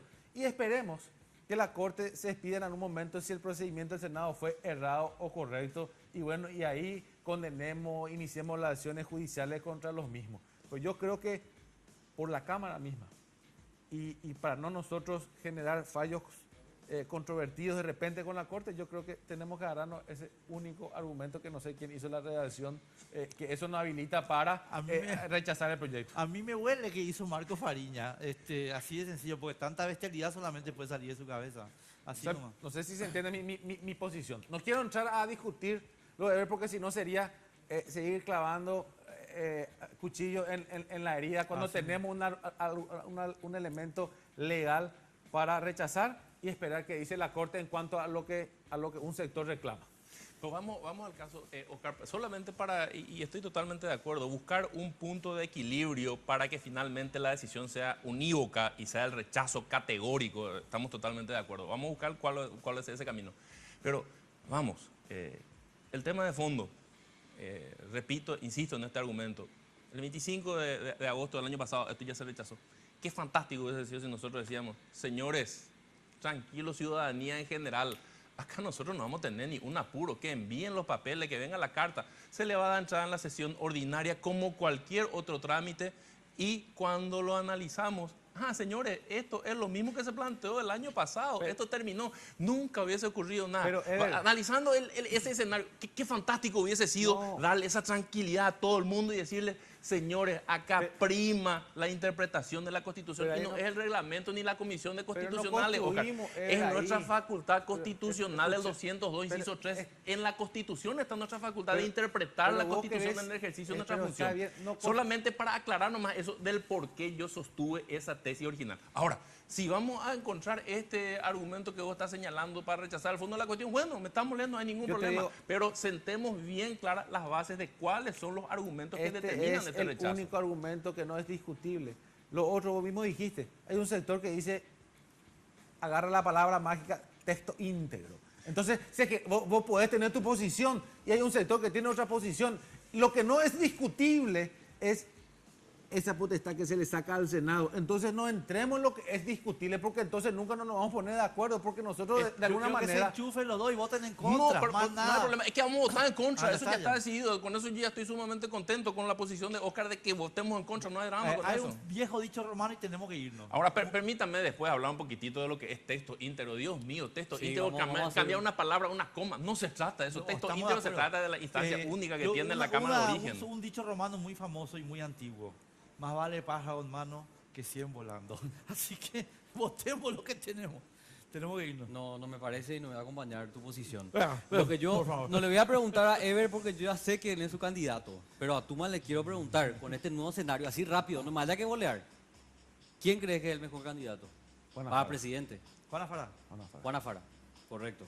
Ya está. Correcto, ya está. Ahora, yo me quiero ir con algo, Enrique. Marito, Benito. No, por eso yo ahora no te favor. pregunté los diputados. Está bien. Ya sé que es Marito y que están trabajando en el equipo, están fortaleciendo. A ver si HC les deja. A ver, El mejor candidato veremos, por lejos, veremos. por lejos. Yo me quiero ir, agradeciéndole muchísimo a los diputados, yo me quiero ir con lo siguiente. No coincidimos con Enrique categóricamente, pero yo no coincido tampoco con el diputado que dijo, y aquí lo anoté, dejemos de querer buscar culpables. Y yo pregunto lo siguiente. Hasta que la Corte resuelva. Correcto. Pero ¿qué hubiera ocurrido? Porque ahí no importaba lo que decida la Corte, eso iba a pasar después. Si HC nos salía a decir, a mí ya no me interesa la reelección. Hoy íbamos a tener una enmienda aprobada y nosotros tendríamos que estar haciendo campaña por el no en el referéndum. Cosa muy distinta. Así que, no señores, yo por lo menos voy a seguir diciendo no a la impunidad. Los 25 senadores más 2 personas que son los actores intelectuales, Fernando Lugo y Horacio Cartes, van a tener que responder, no solo en las próximas elecciones y con el voto castigo de la gente, ante la justicia tienen que responder. Y yo tampoco coincido con este criterio de algunos legisladores de que no, nosotros podemos hacer y después que la Corte vea si es legal o no. Artículo 202 de los deberes y atribuciones del Congreso. El punto número 1, ¿sabe qué dice? Velar por la observancia de la Constitución y las leyes. Entonces es mentira que los legisladores pueden hacer cualquier cosa y que después nomás la Corte diga si es legal o no. No, es cualquier cosa. No, ya sé, pero estoy exagerando. Hay un sector que interpreta de una manera y otro sector Bueno, que pero hay interpreta que de otra velar por la manera. Constitución. Y en la Corte Hay le- que velar por la práctico, Constitución. hay que ser práctico. Entonces, no a la impunidad. Los 25 van a tener que responder ante la justicia. 25 más 2, 27. Así que yo voy a continuar con eso porque si no, este es el país de los pareí. No es Opareí. No, qué puta. Tenemos que Es irnos. el país de los pareí y no tenemos que permitir eso. Chao. Chao. Gracias, gracias. Sin Límites fue presentado por Tigo. En Tigo, el centro sos vos. Barcos y Rodados, diseñamos la calidad que tu vehículo necesita.